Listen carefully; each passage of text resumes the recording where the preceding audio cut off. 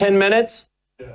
I'm about to air an hour and 10-minute interview that I just did minutes ago with Congressman Curt Weldon. Perhaps recently you saw him on with Tucker Carlson. Maybe you've seen him on being interviewed by Richard Gage, the architect who's been calling for the massive investigation into 9/11. We had him on last week. I know about him because of my friend, the late Dr. Peter Vincent Pry. In fact, tonight, he's going to say something publicly about what he thinks happened to Dr. Peter Vincent Pry. Stay with me, folks. Maybe for some of you, he gets into a little bit of the weeds when it comes to geopolitics and public policy. Stay to the end. Don't give up. An hour and 10 minutes. This guy is going to be telling you things and telling you stories that he says he has never shared anywhere else. You need to hear it tonight, folks. Curt Weldon about why our country, seems to not want to make peace with Russia. Who really is running the White House? Who is really running the White House at the time of George W. Bush? Was George W. Bush really in charge of his own White House?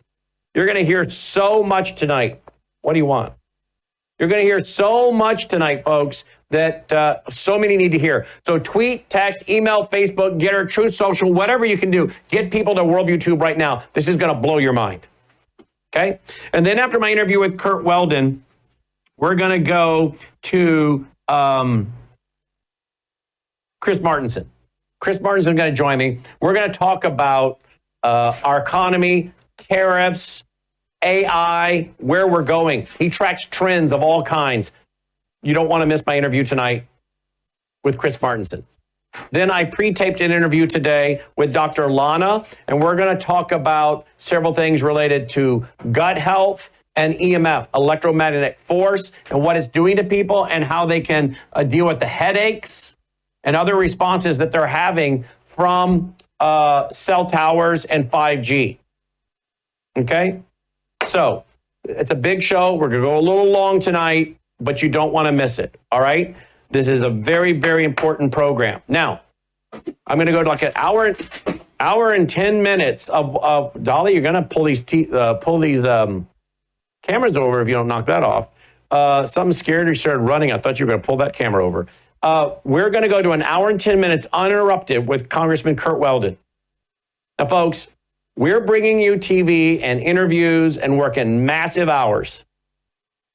And I need your support. And some of you are already supporting us, and I want to say thank you to all of you that are. But there are some of you that can afford to support us, and you're not. And we need to hear from you now. We're about to leave for D.C. on Friday. And we're going to go out there, and we have paid for the permits, the transportation, the lodging, bringing our film crew to get a lot of footage, a lot of interviews. Some of it we'll be bringing you from out there, so some of the live interviews. Some of it we will be coming back and post-editing into television specials, patriotic, educational, historical programming, to push out free programming. But folks, I got to have a budget. I got to pay our bills here. And we need your support. We have to bring in over 40 grand a month. So will you consider going right now to Worldview Foundation? Some of you could tonight make a contribution of $1,000 like that. You're blessed. You do well. You can make a $1,000 contribution just like that. Some of you could do $5,000 just like that. And if you do, we'll send you a tax receipt February 1st, 2026 for your taxes.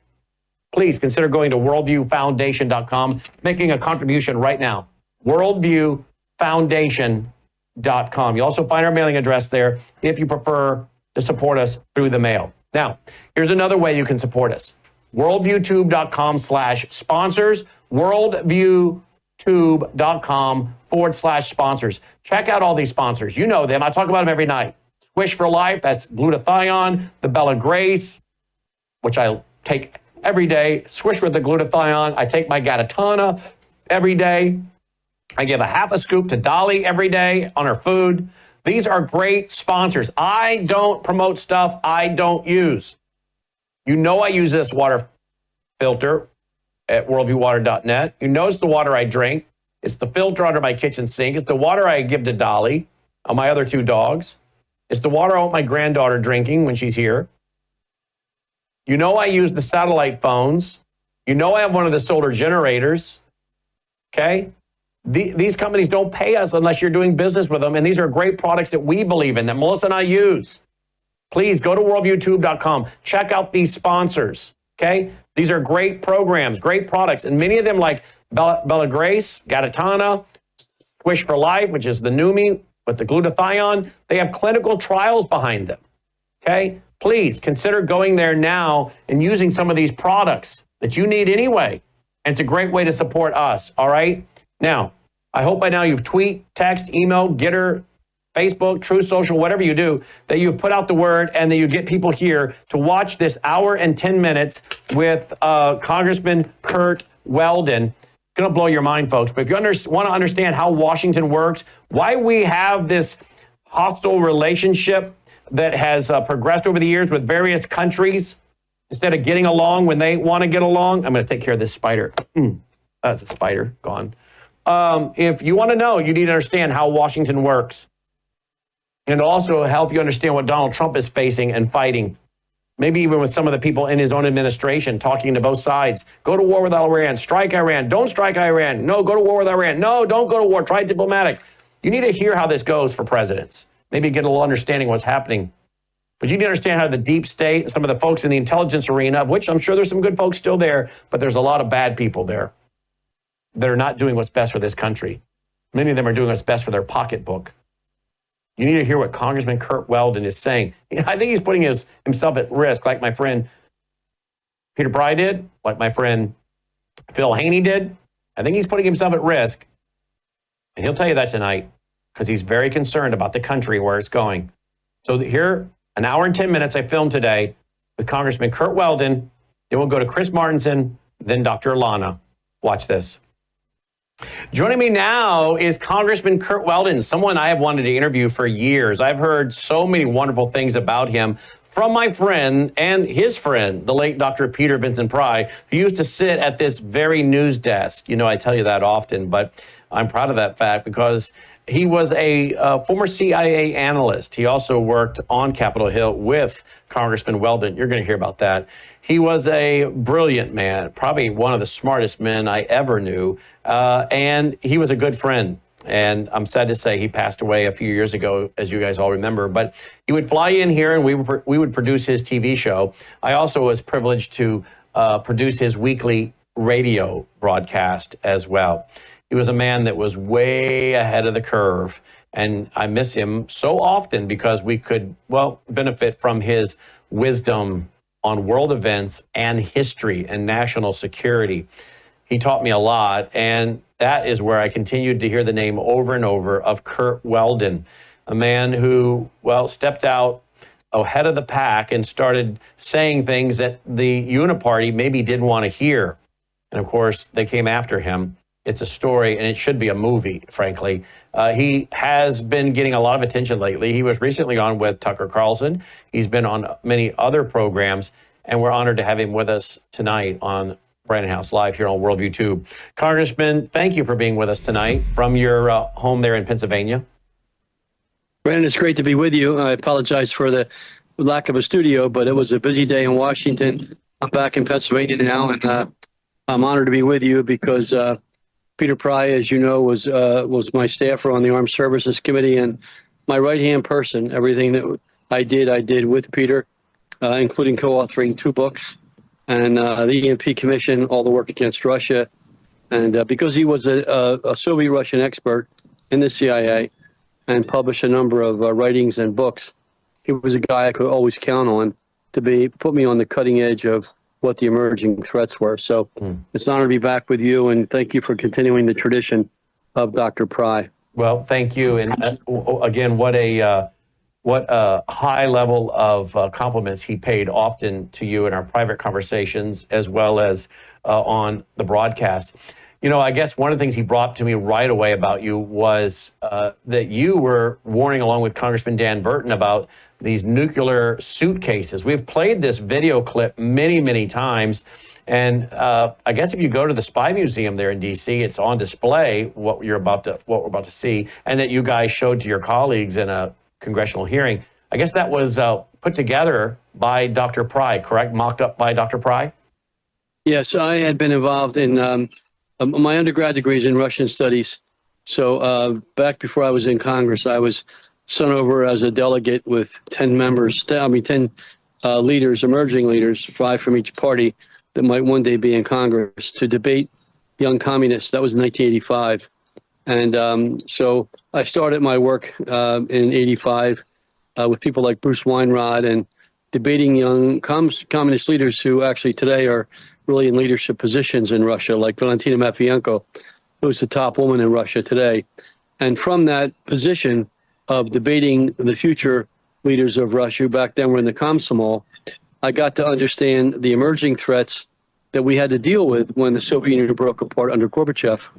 And my goal was to be their toughest critic, but also to find ways to work together to build a common understanding based upon Reagan's principles of peace through strength, which were my guiding principles in my first years in Congress. And so let me go to the real quick, a little clip, just to set the table for those who are new. Take a look at this. This is, again, Congressman Curt Weldon and Congressman at the time, Dan Burton. Watch this. They'll get a chance to see this. What a potential nuclear device looks like in a little suitcase like this. Well, this is basically a briefcase, and it's fairly simple. And the design again. Can you focus on this, guys? The design again was taken from the website of the Department of Energy, and basically it's a gun-fueled artillery device where you have to have at a power source, which would be a battery, an arming mechanism, an ordinary switch. You've got to have an ability to have a neutron generator, which are tubes that you can get from that used to be in all of our old TV sets. And when you arm the mechanism, you cause a high explosive to force the device inside of this gun to smash into the critical material, which is the weapons-grade plutonium. That causes the nuclear reaction that causes the explosion. It's a very simple way to design a low-yield nuclear weapon that would probably be 1 kiloton or less. Okay, now let's go through what that would do again. It would devastate downtown Indianapolis. It's about 1/15 or the size of the Hiroshima bomb. Yes. And it would blow up 8 square blocks probably. Yep, kill everyone in that area. And kill almost everyone in that area. So if one went off around the Capitol, it would destroy all of our the Senate office buildings, yes, our everything. office buildings, the Capitol, and probably kill all of us. Yep. And then the radiation would be up in the air. It would cause mass hysteria. And it would cause mass hysteria and kill as many as a couple 100,000 people. Absolutely. Now that's just from a little bitty suitcase like this or briefcase like this. This is an actual what we call small atomic demolition munition that both our military and the Soviet military built. We built these also during the Cold War to be used at strategic sites. But ours have basically all been removed from the inventory. And they've been accounted for. And the Russians know that. But there's about 80 that are not accounted for. Now, according to General Levitt, but then you have the potential, which is far easier than this, of taking a conventional weapon and surrounding it with nuclear waste. Now, that wouldn't cause the devastation of a small nuclear device, but psychologically, it would convince everyone in the area that they had been. Okay, well, let's talk. Wow. Let's pick it up right there. That's, mid-90s? What was that, you think? Mid-1990s, early 2000s? When did you do that? Yeah, it was in the 90s. What happened early on in my travels as the Soviet Union broke apart, I met one of the top environmentalists in Russia named Alexei Yablokov. Dr. Yablokov was the chairman of the Yablokov Commission. And when Yeltsin went into power, to help him unify sources, including the Green Movement, he allowed Yablokov to come out and publicly talk about all the inefficiencies in the Soviet Union, one of which was their lack of control of their nuclear material. And I became good friends with Yablokov. I hosted him frequently in the U.S. I became involved with an international program called the Advisory Council on Protecting the Seas, because the Soviets had been dumping their nuclear waste in the seas off of Russia, the Barents Sea and the seas up in the area of Nova Scotia, the Scandinavian countries. And so Dr. Yablokov constantly warned me. He said, "Congressman, you've got to get out our leadership because they're not being honest and candid with you." So that's when I started to get into the whole issue of, well, what is a small atomic demolition munition?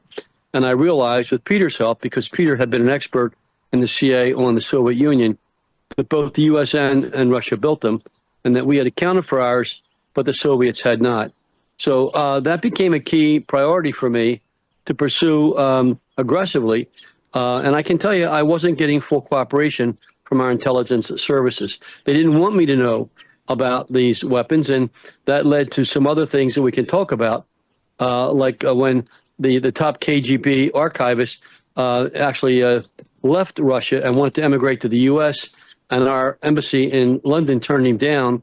Instead, he went to the Brits, and the Brits brought him in, and he told all the secrets that the KGB had about us, one of which was placing strategic weapons in the U.S. and Europe.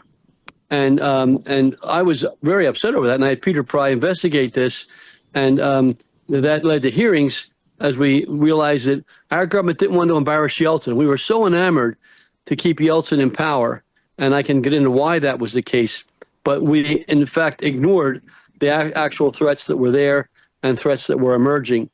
That Soviet former head of the KGB archives who went to London actually wrote a book, and the book was called The Sword and the Shield, The Secret Files of Matrokin. And that book was published by Dr. Christopher Andrews, who was a top scholar in London. And Peter Pry, at my request, brought Dr. Andrew over to Washington, and I chaired a hearing in Washington in the mid-1990s with Dr. Christopher Andrew and with two former Russian spies, Stanislav Lunev and Matrokin, and they actually testified. And it embarrassed our government that here I was in Congress raising these concerns that should have been raised by the administration. But at that time, the Clinton administration was more concerned with finding ways to, in my opinion, use Yeltsin and create new ways to take some of their wealth, their sovereign wealth, their energy resources and other things, as opposed to getting answers to these strategic security problems that we knew they had. And we were very concerned that the strategic small atomic demolitions or loose nukes would get in the hands of terrorists. That's still a concern of mine today. And to be honest with you, my major concern with Ukraine is that one of these devices, if it were taken into Kiev or into one of Ukraine's cities or some other city, and if we push this to a confrontation, could be remotely activated because you wouldn't see a trail like you would a missile. And that activation, in the case of Kiev, would kill practically everyone in the city. That's a concern I have to this day. Wow. You know, I'm sure you maybe read some of the books by the author that The Sum of All Fears, and the movie, the book, Tom Clancy, right? Tom Clancy did these books and these movies, and I think he even got a knock on his door at one point, like, where are you getting all this information? It sounds too credible to what we're doing. Who's leaking to you? I watched Sum of All Fears, and I played 2 clips from that movie a couple weeks ago. And I played it because I'm like, did Tom Clancy see a conflict coming into the future when he did this book and movie? And you got these neo-Nazis. You got a guy that's speaking in the film. And I showed the clip, and he's speaking, and they pan down to his watch, and he's got a swastika on his watch, the back of his watch that's sitting on the podium. And then the next speech you have is this neo-Nazi saying, what we need to do is get Russia and America to fight each other. We don't need to fight them. We get them to fight each other and take each other out. And then what they do is they bring in a nuclear weapon. As the movie shows, they bring it into, I think, Baltimore and in a vending machine, right? And this is this movie, Sum of All Fears by Tom Clancy. And I watched it. I thought, this is from, I think, the 1990s. Here we have, some of these same characters and ideas and globalists, fascists, neo-Nazis, whatever you want to call them. And they want to see America and Russia go at it, right? And they want to bring down America. They want to bring down Russia. I think they want to put in people they want in power that will go into their New World Order, whatever they want to call it. Not people like President Trump, nationalists, opposing globalism. Putin is not interested in LGBT and all this. I'm not an apologist for Putin, but I know he's not interested in maybe conforming to their ideas of green energy and everything else. And I wonder how do you think someone like Tom Clancy was seeing into the future and how you could get these two groups to fight each other and then set up a false flag, maybe bring something in and then blame it on Putin so we go to war, or do something in America to blame it on a side so all of a sudden we're off to the races with a war? Are you concerned about a false flag like this? Well, I think you just had common sense. I mean, I saw the same thing. Again, my whole decision to go into federal politics was based on my support for Ronald Reagan, peace through strength. And it was Ronald Reagan who brought the Soviet Union to its knees, but who eventually got Gorbachev to give up its nuclear program and dismantle the Soviet Union. And as you know, we were the ones that convinced Ukraine to give up its nukes. And with all the debate over Ukraine today, we were the ones, the U.S., that mandated that Ukraine no longer have nukes. They had nukes, and we forced them to give them up. And we and the Russians basically said we will not allow a war to occur. In my opinion, over the past 30 years, and I witnessed most of it, a lot of our actions pushed Putin after Yeltsin into a position of being an enemy that could very well lead to a conflict. In my opinion, Yeltsin, and no one in the Congress worked closer with the Russians than I did. I was the one that formed the Duma Congress group. Steny Hoyer was my co-chair. I had about 100 members of Congress in it. I also formed the Rada Congress group with Ukraine. And between those two groups, I traveled to the former Soviet states, Russia, and the other republics, and Ukraine probably 50 times. All of our sessions were peaceful. All of our discussions were cooperative. There was never talk among any of us at the level of the Congress and the parliaments of conflict. There were disagreements, of course, but we were able to work them out. It was never an agreement leading to a war. What happened, in my opinion, in the 90s when Yeltsin was in, we saw a chance, not we, certain leaders in America saw a chance to get access to resources in Russia that could be used for personal benefit. And that led to the U.S., certain leaders, not the country, taking advantage of Russia's raw materials, their energy, and using them for their own benefit. We can all talk about the deals that were cut. That's all history. But as opposed to building a stable relationship, which is what Ronald Reagan called for. I remember well that last speech that he gave as he walked through Red Square with Gorbachev, and he said, we've been enemies for 50 years. Now it's time for us to try to find a way to work together. And I believe that as a philosophy. And so I did everything I could to help make that happen. But my frustration was often not with the members of Congress, because the members of Congress were all together in a very bipartisan way. It was the different behind the scenes leaders, some of them called the neocons, the people had a different philosophy, and that philosophy was to build antagonism, to not address the realism of what was occurring. In fact, when Donald Trump was elected the first time, I wrote an article, How Did We Get Here? And I documented all the cases where the U.S. witnessed actions by Yeltsin that should have required us to take things, like when Galina Starovoytova was murdered in Leningrad. She was a progressive looking to bring us together, and she was murdered by the people around Yeltsin. The same thing with Lev Brooklyn. He was murdered in Moscow. We had Americans, the top scientists, that were harassed because they were being honest with us about the emerging threats that were occurring in Russia that our intelligence agency didn't want brought forward because they didn't want that narrative out. We caused a lot of that when we should have been working on transparency, and that transparency included the Russian construction and placement of their small atomic munitions and also their small suitcase biological weapons. I had Peter Pry, besides making the suitcase nuke that you talk about, Peter also made for me a suitcase spray device that I demonstrated, and it's in my archives right now, that had basically a paint sprayer. And you could take it on a subway and put a chemical agent in there and set it off, and you could cause a chemical attack in a subway system. And those kinds of issues were the emerging threats that I saw in the 90s that we had to be focusing on. And to be honest with you, I did not feel that we were getting the support from our intelligence agency and even from the State Department to confront those while trying to build a stable relationship with Russia, which we just didn't do. And Yeltsin stayed in. When Yeltsin had become a corrupt drunk after the end of his first term, his popularity dropped to about 20%.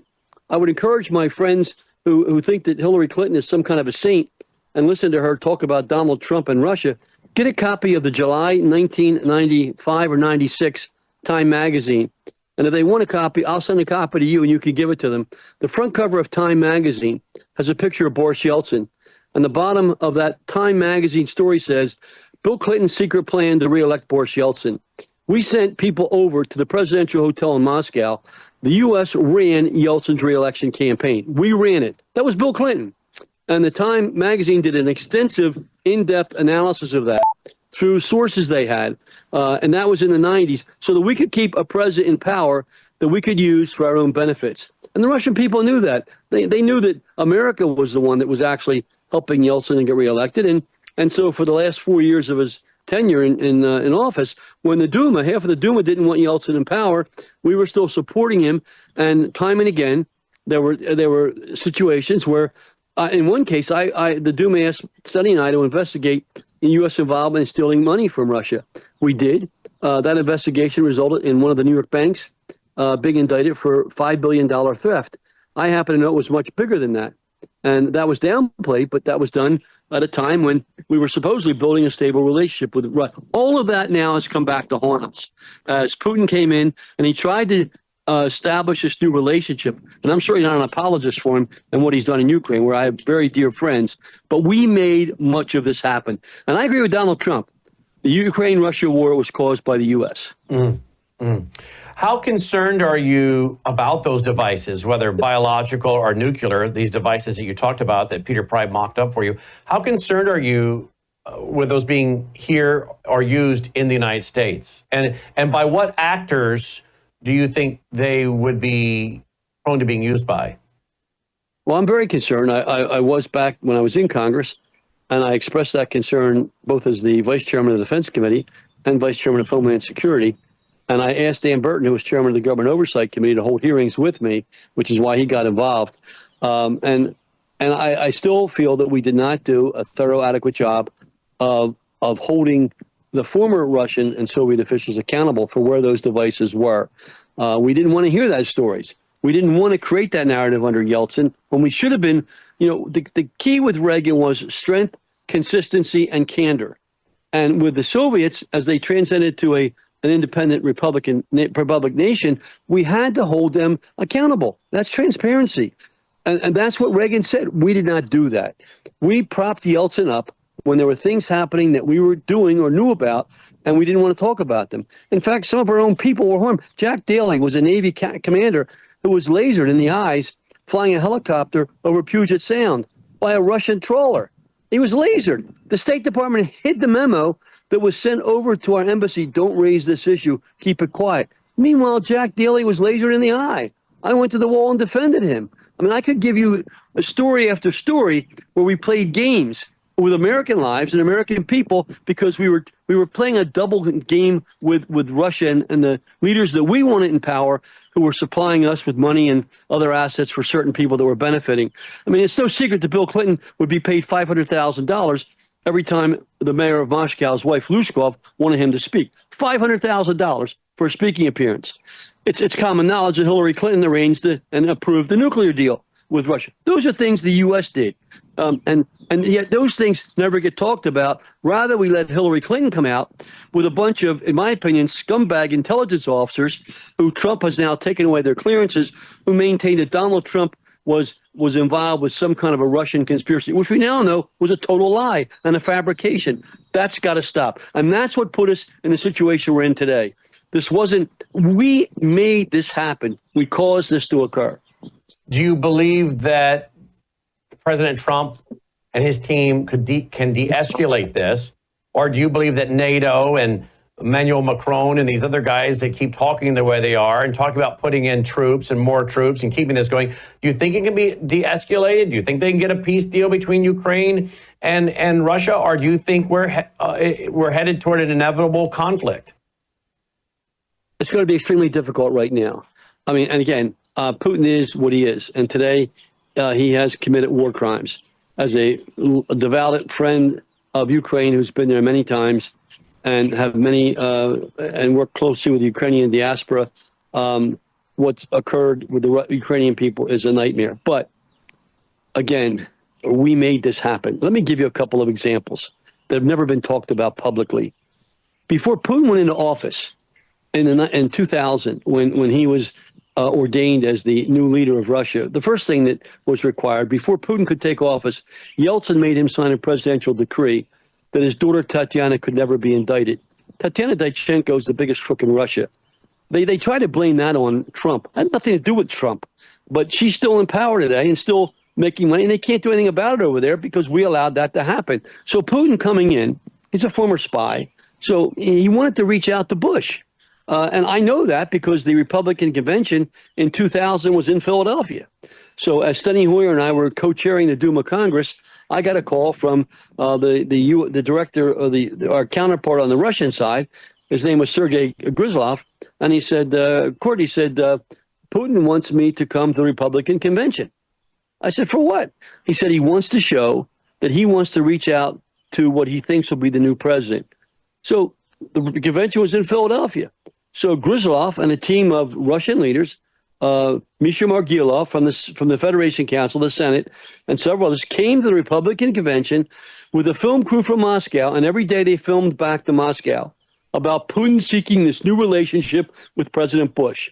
I saw that firsthand. I witnessed it. I have photographs of Putin's leaders in the Republican convention reaching out. Bush wins the election and after the nomination, and Gryzlov comes to the inauguration. So Bush comes out with his famous speech after he wins, and he says about Putin, I looked into his eyes, and I saw his inner soul, and I realized this was a man I could trust. Now, that's not me saying that. That's George W. Bush saying that. So I figured, well, this man's got to know more about Russia maybe than I do. So if he's going to say that, let's put together an effort to help him and Putin bring our two nations together like Ronald Reagan suggested we should do 10 years earlier.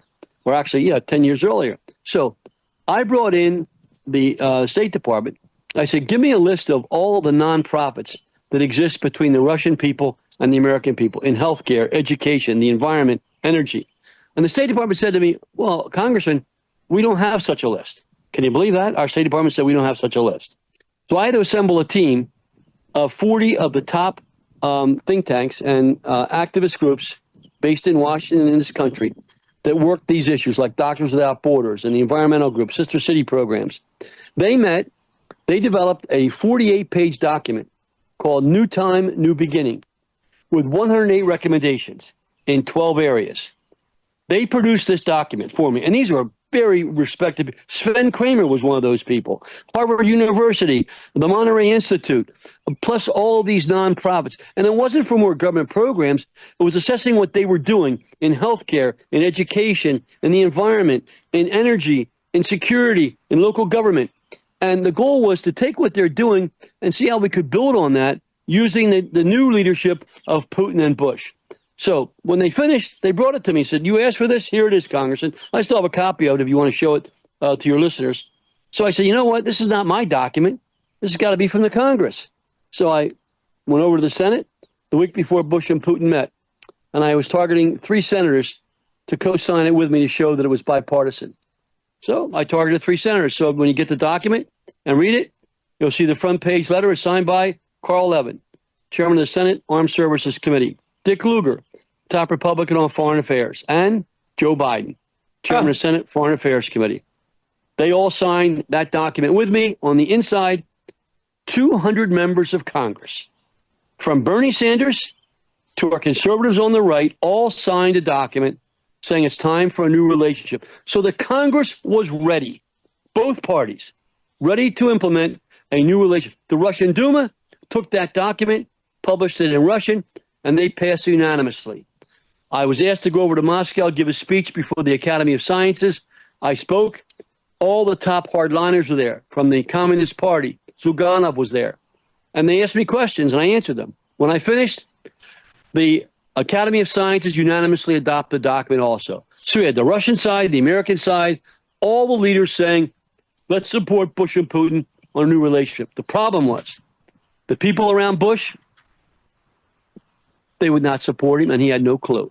They undermined him. They disagreed with him. And over time, they won the battle. And that's the problem we have in America, that we think our leaders call the shots when, as I witnessed myself, that's not always the case. And the people behind the scenes, especially in our intelligence agencies, they can do what they want to do. And then we pay the results of their actions. And that's why today, Russia and the U.S. are facing hopefully not a situation, but a very difficult situation for Donald Trump to try to rebuild all that. I'll give you 2 other stories that will blow your people away. we were very concerned about the Russians helping Iran with their nuclear program, the Bushehr nuclear reactor. I was very concerned about that. So I took delegations of American members over to Moscow to meet with their Ministry of Atomic Energy. The head of that Ministry of Atomic Energy was a guy named Mikhailov, and he was a tough guy. And I have a photo, which I can send you. Two of the current senators in the House, Roger Wicker and Lindsey Graham, were with me as House members. I led the delegation. I'll show you the photograph. As I approached the Minister of Atomic Energy and demanded that they stop supplying Iran with nuclear material in the 90s, Romanov said, Mikhailov said, we're already moving with this. We're not going to back off. I then went to the Nuclear Institute in Russia, which is called Kurchatov, headed by Dr. Yevgeny Velikov, a very good man who just died in December. I said, Yevgeny, you cannot do this. This is going to come back to bite you and us in the rear end. We cannot give Iran a nuclear weapon. He said, Kurt, I agree with you, but, this is going on with our Ministry of Atomic. I said, you've got to stop it. When Bush came into office, Yevgeny Velikov came to my office, and he said, Kurt, I've talked to Putin, and he's authorized me to tell you he will offer a bilateral to the Bush administration, a 50-50 bilateral that will oversee any fissile material going into Iran. I almost fell off my chair. Here was Russia giving us a veto over nuclear fissile material. Going back, 25 years ago? No, 20 years ago, with Bush in power. And we turned them down. Can you explain Yevgeny Velikov's interview is in my archives. Can you explain to our audience why these people, what their end game is? What is their goal? Do they want war? What is their goal? I've been trying to figure that out my whole life, and I don't know what their goal is. I don't even know they have a goal. I know a lot of them made a ton of money, and they belong to all these big think tanks that they think that they really have all the world's problems solved. And in the end, more young American kids die, more conflicts arise, and more crises occur. That's unacceptable. Let me give you a second example that I've not talked about publicly. One of my biggest concerns all during my time in Congress, and you're talking about this on your show, is proliferation. Russia, first of all, the Soviet Union, then Russia, selling weapons of weapons, very hostile weapons to our enemies, countries that we don't like and that oftentimes hurt our troops and our people. I'm a very avid and aggressive person in support of arms control agreements to stop that, and I was all during my career in Congress. So I frequently embarrassed the Soviets when they sold technology to our enemies. When Putin tried to reach out to Bush, and I explained that to you, and he wasn't getting traction, he tried some other ways to try to see if he could change that. So he sent to my office a person who was his closest friend, Sergei Chemyshev. Sergei Chemyshev was the head of the KGB when Putin worked for the KGB. When Putin became the head of the country, Chemyshev left the KGB, which was then the FSB, and Putin appointed him to become the head of what's called Rostechnology, the manufacturing arm for all Russia manufacturing. I met him because I was in Moscow with a delegation after Putin was put in office when he appointed Chemyshev to be this head of all manufacturing in Russia, both military and non-military. And Chemyshev was getting health care treatment in the U.S. Someone told me that, and that person that told me said in either 2003 or 4, Chemyshev would like to meet with you, Congressman. He knows who you are and knows the respect that Putin and others have for you. I said, well, what's he want to meet with me for? I don't know. I said, all right, Dominic. So he came into my Rayburn office. The former head of the KGB, Putin's close friend, sits down in my office. I said, well, General, it's nice to meet you. What can I do for you? He said, Congressman Weldon, President Putin is well aware of your concern for the sale of our weapons to your enemies. I said, absolutely, General. It's unacceptable. It's been unacceptable since the days of the Soviet Union. He said, okay. He said, I'm here on a semi-official visit on behalf of President Putin. I said, well, why are you coming to me? Why aren't you at the State Department? This is what he said to me. Putin doesn't trust our foreign ministry, and he doesn't trust your State Department. So Putin asked me to come and meet with you. I said, well, what do you want from me? He said, Putin wants me to offer to your government a bilateral, 50-50. Since I'm in charge of all manufacturing in Russia, Putin will allow me to oversee an equal relationship with whoever you pick in the U.S. Anytime one of your enemies tries to buy weapons from us, we will consult with the U.S. first. Wow. I almost fell off my chair. Here was our arch enemy under Ronald Reagan that sold weapons, now telling us they're willing to give us a veto power, not just over the nuclear material for Iran, but also over weapon sales to our enemies. I said, what do you want me to do? He said, I want you to set up 3 meetings. I said, with who? He said, the White House, the State Department, and the Pentagon. I set the meetings up in the Pentagon and the State Department. The CIA called my office and told my staff, tell your boss not to go to the meetings. I said, you tell the CIA where to go. I went to the meetings with Chemasev. I sat there and I listened. What I'm telling you, he told them. Then it came time to go to the White House. I called Steve Hadley, one of the 51 people that was on that list that lied about Trump. I said, he was Condi Rice's top deputy. I said, Steve, I said, I've got Chemasev here in America. He wants to come meet you and he wants to make an offer. And this offer is amazing.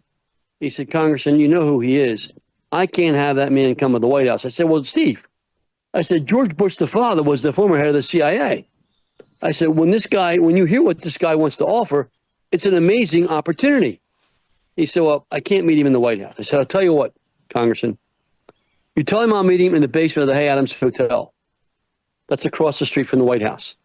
There's a bar in the basement. Tell him I'll meet him in the bar. And I'll take a polygraph on all this, by the way. Wow. I'll take a polygraph on all this. So I set the meeting up for Chemasev in the basement bar of the Hay Adams Hotel. I'm in the car with my staff driving down to the Hay Adams Hotel. And my other staff member calls me and said, the White House just called and they canceled the meeting.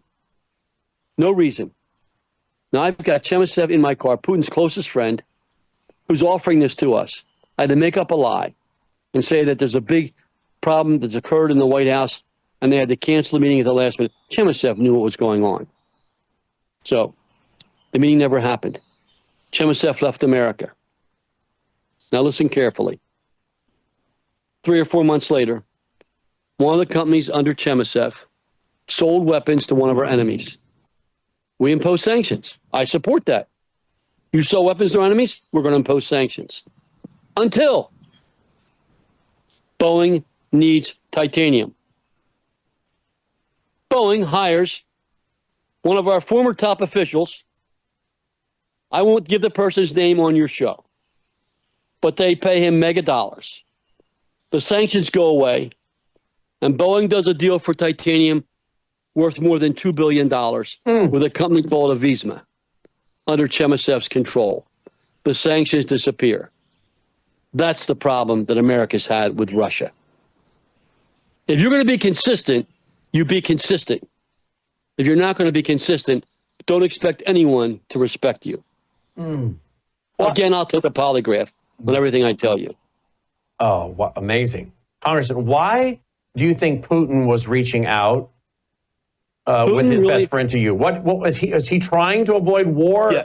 Putin, when he went in, that's why he went to the Republican. His people go to the Republican convention. He wanted to change the dynamic. He wanted, and look, I listened to Bush. That's not me saying this. It was George W. Bush who said to the public, you can pull up his video of him saying this. Famous speech. I looked in his eyes and I saw his inner soul. And I realized this is a man I could trust. I didn't say that.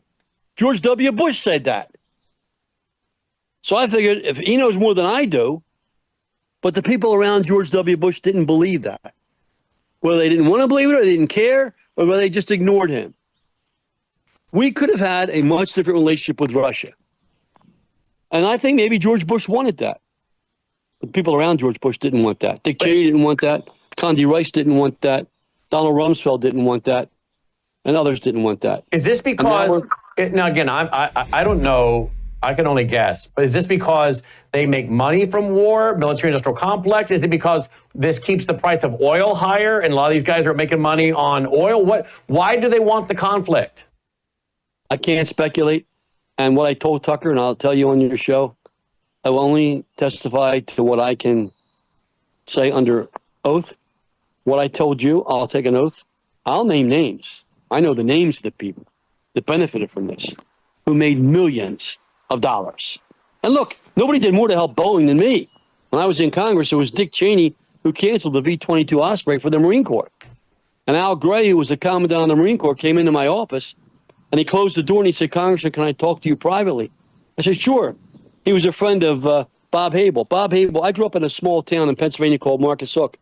Bob Habel was a 2-star Marine, and General Gray knew Bob Habel, and Bob Habel had told Al Gray, "You can trust Congressman Weldon. His family, we know, the 9 kids, they're good people."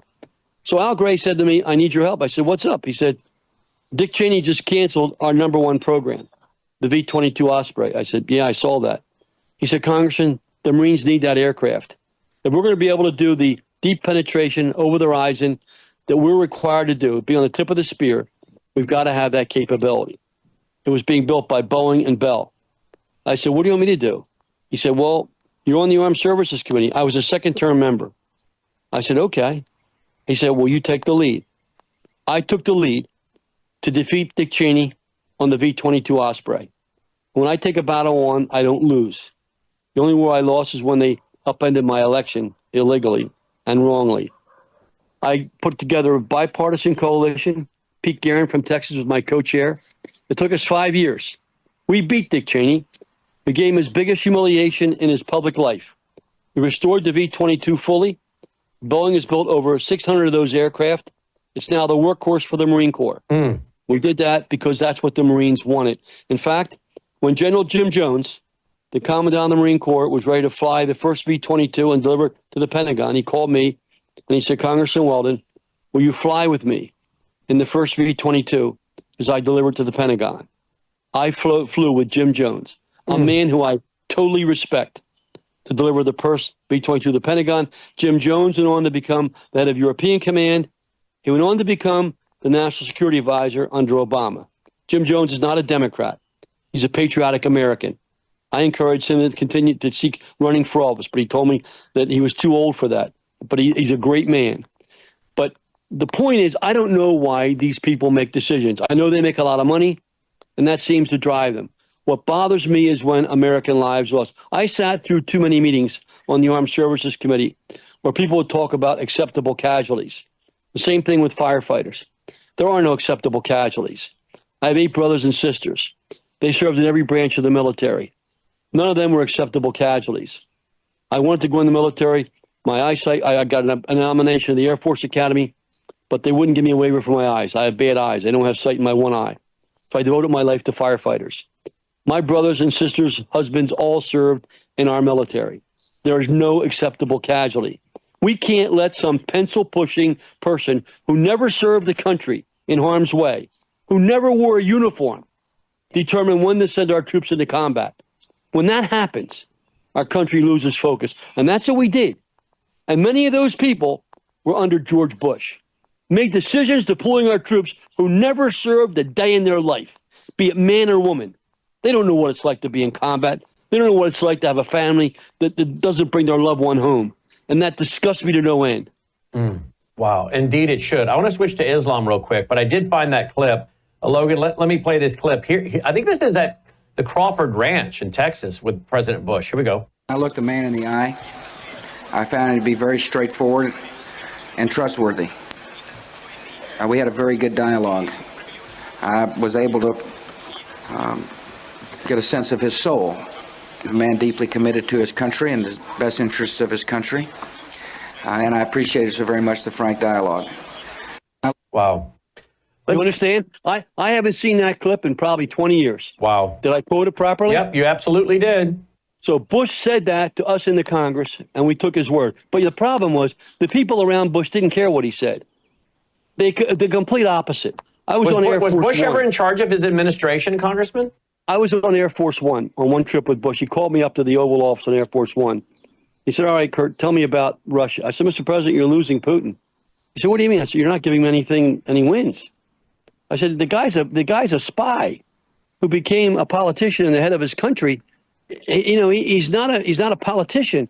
I said, give him something that he can brag about, because those hardliners back in Moscow were telling him he's a fool, that eventually America would spit in his face. I said, give him something. He said, well, all right, give me an example.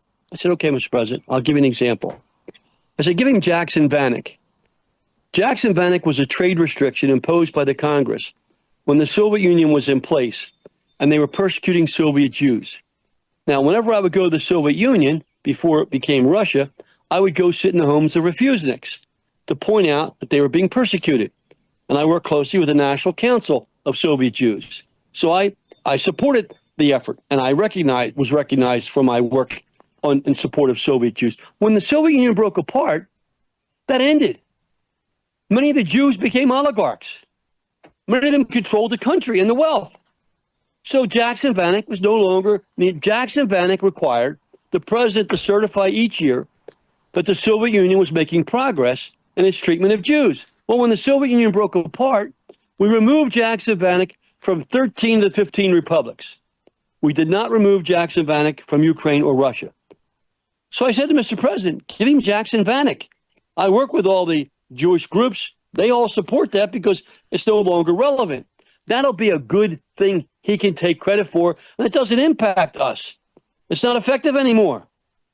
He said, well, wait a minute, Congressman. I agree with you. I support elevating Russia and Ukraine out of Jackson Vanik. He said, but you know what? That's your job. You have to pass the legislation at the other end of Pennsylvania Avenue. I can't do it on my own. You pass the legislation and I'll sign it. I said, Mr. President, can I be candid with you? He said, absolutely. I said, well, I sit on the steering committee for the Republican Party. Excuse me. I represent 5 states for the Republicans in the Mid-Atlantic region. So when we vote on committee chairs, I get to vote for those 5 states. When Bill Thomas, the chairman of the Ways and Means Committee, came in for us to reappoint him chairman of the Ways and Means Committee, I asked him the question, Bill, if we support you, will you pass Russia and Ukraine out of Jackson Vanik? And Mr. President, Bill Thomas said, of course I will. I've been in favor of that since the Soviet Union broke apart. I said, well, then why haven't you done it? And Mr. President, Bill Thomas said, because Condoleezza Rice told me not to do it. The president said, what? He said, you mean Condi's been blocking Jackson Vanik? I said, yes, Mr. President, that's what I mean. And I'll take a polygraph. I'll take a polygraph. He picks up the phone on Air Force One, and he says, get me Condi on the phone. She wasn't available. That was the problem with Bush. He wasn't in control. The people determining our policies toward Russia were undermining what I think George Bush would like to have accomplished. I couldn't control them, but we in the Congress heard what he said. We listened to him. We did all we could, but the people behind the scenes made the moves that put us where we are today. Does President Trump have to be worried about that same thing going on in his administration? He has to be worried about the people behind the scene. Trump took the first move by removing the security clearances of the 51 people, and that was an important move. But as I've said publicly, there are many more beyond those 51. And I want to make this point very clearly. There are good people that work for our intelligence agencies, and many are my friends. Many of them, like Peter Pry and John Quirk and Jim Woolsey, I've worked with throughout my career. Jim Woolsey endorsed my book when I took on the CIA over Iran. Former CIA director, just to remind everybody. Right. When I wrote my book about Iran in 2005, Jim Woolsey endorsed my book with a 3-page letter. So did Jack Caravelli, who was Al Gore's CIA advisor. I'm not against intelligence agency. We need a strong intelligence agency. We need an intelligence agency with good people. But there are scumbags in the agency. What President Trump should do, he should ask the former intelligence people to give us a listing of your assets right now. We want to put out how much money the presidents have all made. Well, how much money have our former CIA directors all made? Not just directors, top leaders. No one knows that. No one knows the involvement that they still have around the world. What involvement does the CIA have in Ukraine right now? In the Middle East? In Africa? Trump needs to ask those questions. And again, I'm a strong supporter of intelligence. But what I would say to you is, as I saw with Bush, I know what he wanted to do. The Congress knew his intentions. Everything we did under Bush was bipartisan. We had overwhelming majorities. That document that I just told you about, which I can send to anyone, was supported by more than half of the Congress and all the Russian Duma. We did the same thing for Ukraine. And yet here we are with Ukraine and Russia killing tens of thousands of people. It's absolutely outrageous. It's wrong. It's got to stop. And I would like to know, in addition to the CIA being involved in those countries and those things you asked about, which is, I agree, I'd like to go to the letter by Congressman Bill Posey, I think from December of 2020, when he sent a letter to the CIA director and Gina and to the CIA Inspector General, saying there needs to be an investigation to see if there's any connection between the CIA and the voting machine companies. I'd like to see that one too. I'd like to find out, are we really running elections like we should? I know that this was something Senator Jesse Helms was worried about back in the early 80s. I've got the Washington Times article from, I think, May of 83, where he's accusing the CIA of fooling around in Latin America, South America, and flipping things down there. I'd like to know if we're still running free and fair elections in this country. Well, I don't have any first-hand information about those stories, but I can tell you that what bothers me the most is elected officials are held accountable. If they do something wrong, they're going to either be embarrassed, they'll be taken out of office, or they'll be indicted. I mean, you saw Bob Menendez go to jail. Other members have gone to jail. People in the intelligence agencies get away with nothing. We don't even know who they are. We don't know who's making the decisions, and they benefit. That's wrong. I agree. Let me switch to Islam. It's got to change. You tried warning that the 9/11 attack was going to happen. Am I correct? I mean, you kind of said, look, guys, we got some signs here we need to pay attention to. Is that correct? Well, Able Danger, which the 9/11 Commission totally ignored and covered up, actually gave us the information that Louis Freeh said could have prevented 9/11 from happening. And the Able Danger, they're all going to come out now and testify. I've got 5 of them. Wow. I was Able Danger. Able Danger was a top secret Army intelligence program established by General Hugh Shelton, chairman of the Joint Chiefs of Staff. The program was designed to gather actionable intelligence against al-Qaeda in the 1990s. Because I was funding them, I would go down to Fort Belvoir, and I didn't get right into the program. I didn't need to, but I knew they were using new software like Starlight and Spires, and they were doing things that would be very important for us to prevent another terrorist attack. I'd been up at the 93 World Trade Center attack with the Fire Department of New York, and that's where I met Ray Downey, my friend. We made the recommendation in the Gilmore Commission. I wrote the legislation for the Gilmore Commission before 9/11 to have a fusion center of intelligence.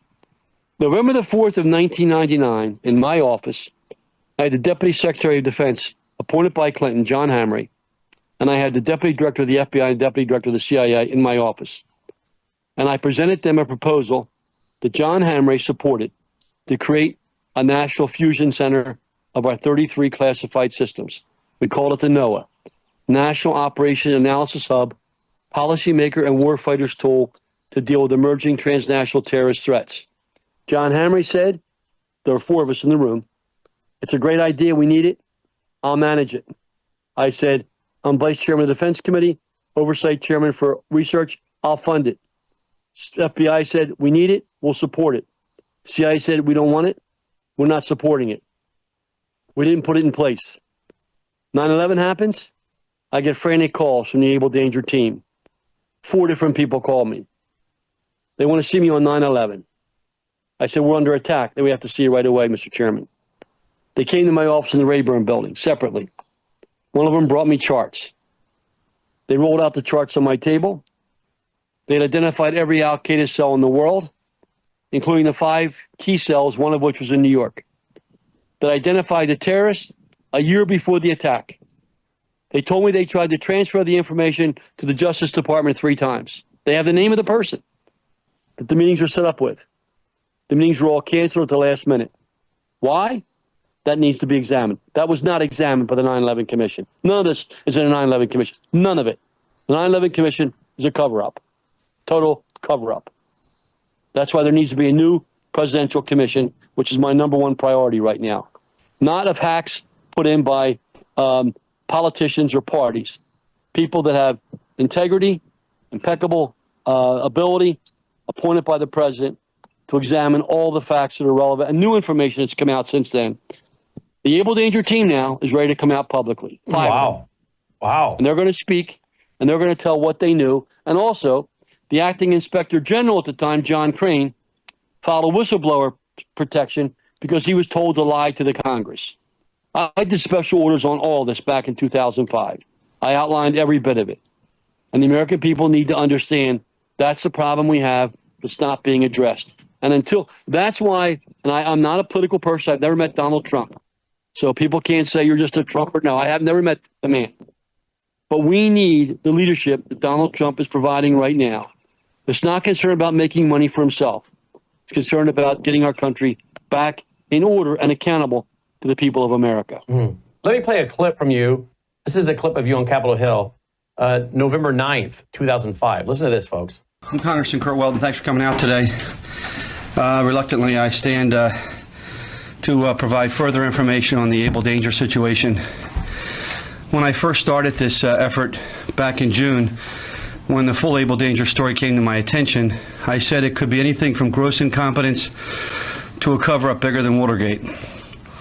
I today will tell you, after months of looking at this issue, that there's a cover-up that's taken place and continues to take place, and therefore I'm asking for a criminal investigation as of this date. I just finished an hour-and-a-half meeting with the Inspector General at the Department of Defense. 4 employees went into extensive briefings, and they advised me there had been 2 other requests besides mine of their office, including a request from the Senate and other requests from the House. So there are 3 separate requests for an IG investigation specifically on Able Danger and the deliberate persecution, intimidation, and the ruining of Lieutenant Colonel Tony Schaefer's career. It is absolutely outrageous at what's occurred because an Army Lieutenant Colonel, Bronze Star recipient, has been punished and had his career ruined for telling the truth. The reason why the Defense Intelligence Agency is so aggressively after Tony Schaefer is because, in telling the truth, he's going to embarrass bureaucrats within the defense intelligence community. He's going to embarrass politicians in the previous administration and perhaps some in this administration. He's going to lay out a story that will be corroborated by at least 5 others that will detail the fact that the Unit Able Danger identified Muhammad Atta and 3 other terrorists in January of 2000. The story will corroborate that in September of 2000, on 3 separate occasions, attempts were made to transfer information about the Brooklyn cell of al-Qaeda, including Muhammad Atta and 3 others, to the FBI. On all 3 occasions, lawyers within the Defense Department stopped the meetings from occurring. Those meetings have been corroborated by an FBI employee still working for the agency who has in fact given sworn statements to the Senate Judiciary Committee. She also knew the purpose of those meetings. And then we had the 9/11 situation where Muhammad Atta was in fact clearly identified before 9/11 as a part of the Brooklyn cell. And I now can tell you publicly that the 9/11 Commission has done nothing but hide this information. They have been unwilling to come forward to investigate. I sent the 9/11 Commission a letter dated, I sent the 9/11 Commission a letter dated August 10th to the 2 co-chairmen and all members copied. That's August the 10th.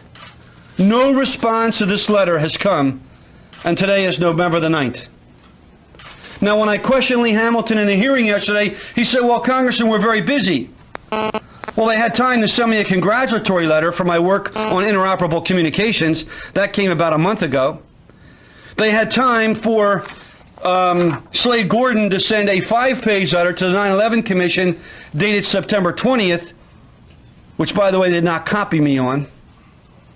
So they had time to do all this, but no time to answer the initial allegations the 1 week after the story first surfaced, and on 3 different days in that first week, they changed their response 3 different times. You can check the New York Times stories each day, and you can check their response. It changed each day.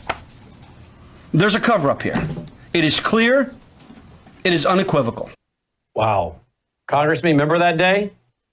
Well, it's what I mean, how many years ago was that? What year was that? That was 2005? November 9th, 2005. Yeah. People are saying, well, someone's coming out now making the case. No.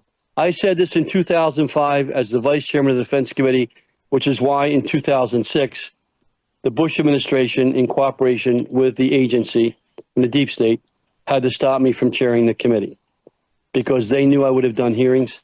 They knew I would have had unlimited subpoena power. They knew I would have had people in. Now I'm bringing all that out. They might kill me, and that's a possibility. But if they kill me, everyone will know why.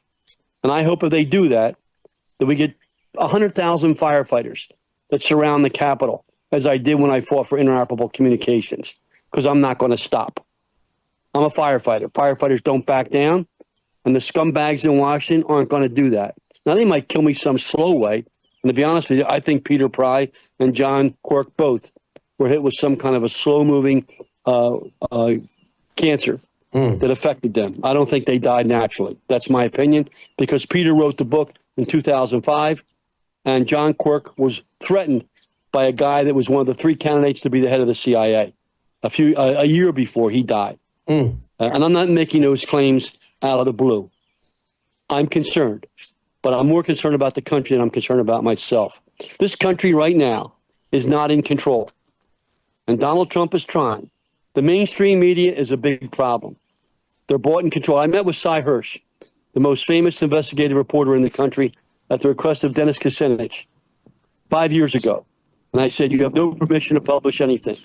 He said, no, Dennis asked me to meet with you. I met with him. He said, Congressman, after we met for 2 hours, he said, you have one hell of a story. But it's your story. I said, that's right. He said, but I have the sources. Let me check it out. He said, can we meet again? We met 4 months later.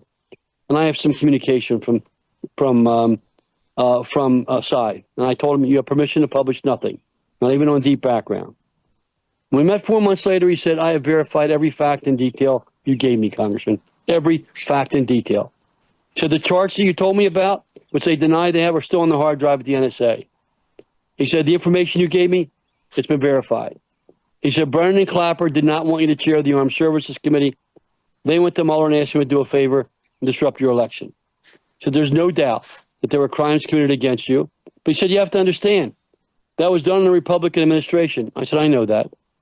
I know that very well. You know, that's the price of doing your job. A couple of years after I left office, I was in John Sununu's office. And I will always respected the former chief of staff to the father of the president, George H.W. Bush. And John Sununu said to me in his office, you know, Congressman, you were a great member. You were respected by everybody, but you made one fundamental mistake. I said, what was that, John? He said, in this city, you're either on one rail or the other rail. You went down the middle and took on both rails. And I said, well, with all due respect, John, I didn't pledge allegiance to the Republican Party. I pledged allegiance to the Constitution. You guys were ecstatic when I took on Clinton, when I showed Sandy Berger to be a scumbag and a traitor who should have been tried for his traitorous acts, dealing with China and stealing the 9/11 documents. 11 felonies got pled down to one misdemeanor. I said, but you didn't like me doing the same thing when I found out about 9/11. He said, well, that's why you're not here. I said, you know what, John? So be it. Life continues. And now we have Senator Ron Johnson saying he wants an investigation into Building 7. And you mentioned firefighters, and you are a firefighter. I mean, I know there are pardon? I'm a lifetime firefighter. I'm wearing the jacket given to me by Ray Downey. Ray Downey's one of the most recognized heroes from the New York City Fire Department. I met Ray in '93 when I went up at the invitation of Fire Commissioner Howard Safer to visit the World Trade Center when it was attacked the first time. Ray and I began working together. Ray was a Marine, 5 kids, and Ray eventually was put on the Gilmore Commission, legislation I wrote that made recommendations, 5 reports before 9/11. Most of the 9/11 recommendations had already been made by the Gilmore Commission. One of those recommendations was a fusion center, which was not done. I just talked about that. Ray was the chief of all rescue at 9/11. He was vaporized. I felt responsible for that because I let the CIA pushed me back on what I knew was needed, a fusion capability that Louis Freeh, not me, said could have prevented 9/11. Now, the apologists for the the apologists for the 9/11 Commission, people like Zelikow, they'll say, we didn't know. They wouldn't even let me come in and testify. They wouldn't let me, as a career firefighter, fire chief, state fire instructor, someone who spent his whole life in the fire industry, who was, for 18 years, the top person for the largest insurance company in North America, INA Cigna, training all their technical people worldwide in building protection and fire protection and life safety. They wouldn't let me appear, even though I was the vice chairman of the Armed Services and Homeland Security Committee, because they didn't have enough time. They didn't want my story. They didn't want the questions I had. They didn't want any of that. And they said, well, that we don't have any proof that the Able Danger team identified Muhammad Atta. Well, let me tell you, your readers, your listeners, a book they should buy. It's called Horse Soldiers. It was written about our General Keith Lambert, who was in charge of our special forces on horseback. And the book is a New York Times bestseller. They made a movie about it.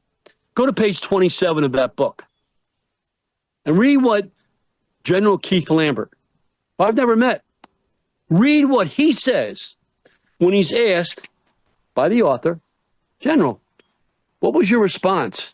You were on horseback over in Asia. What was your response when 9/11 happened? And the general says, within seconds, I knew who had done the attack, and I knew it involved Muhammad Atta, because I had been briefed on a top secret Army intelligence program. That's Able Danger. Now, what's the 9/11 Commission scumbags going to say about that? They're going to say that Keith Lambert's a liar? They didn't know about him? The whole 9/11 original report is a cover-up to protect both the Clintons and the Bushes. And I don't think George Bush himself did it. The people around him did it. General Lambert's not a liar. 9/11, the Able Danger team are not liars. And that's a problem with America. We need to have the truth, because these are American lives. 343 firefighters died. The most poignant story that I would ask your listeners to watch is a film called Bravo 7. If they can't get it, I'd ask them to contact you, and I'll give you the film, and you can send it to them for free. Or they can write to me, and I'll send it to them for free. This film wasn't produced by Hollywood, because as Cy Hirsch told me, the Hollywood crowd will never publish your story, Congressman. They're not allowed. They're not allowed to publish this kind of stuff. Cy Hirsch told me that. They'll never publish my story.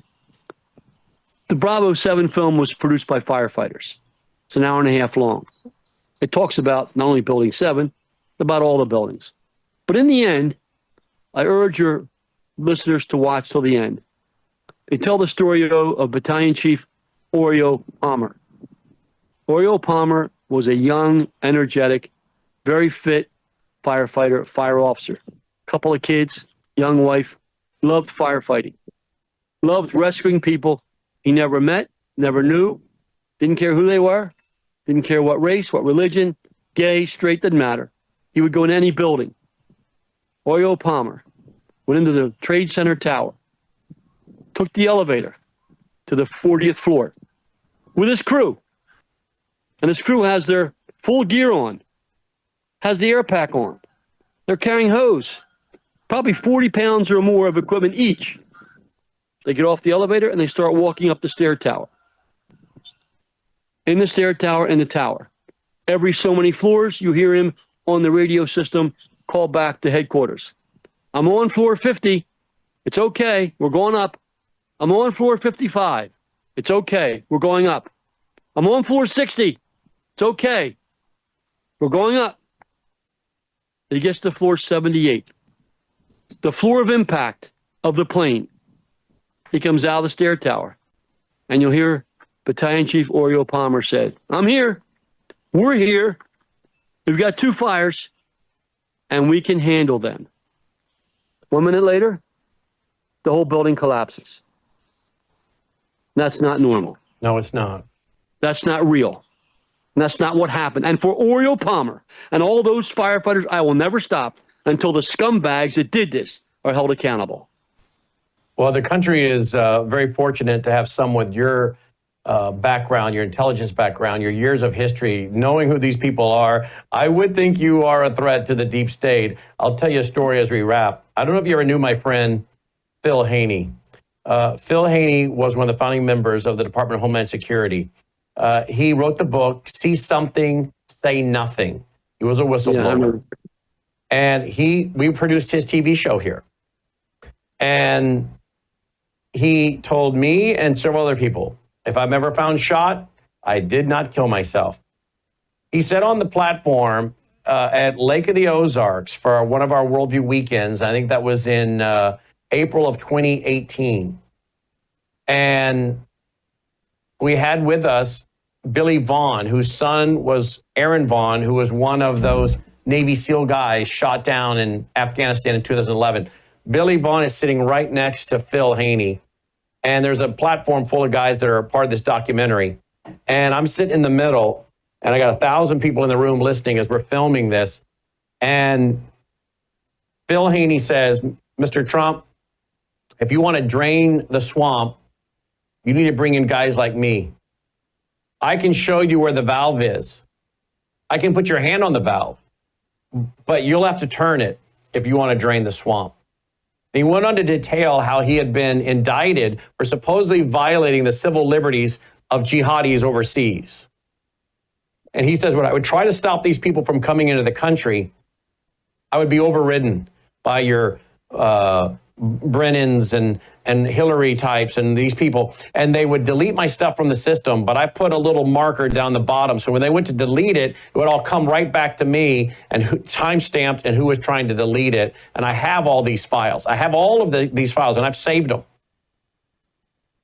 And when I heard that night, I thought, man, he's really putting it out there. And then when we post-edited the video sitting in the post-editing suite, again, I thought, wow, he is really putting it out there. He's mentioning and naming names.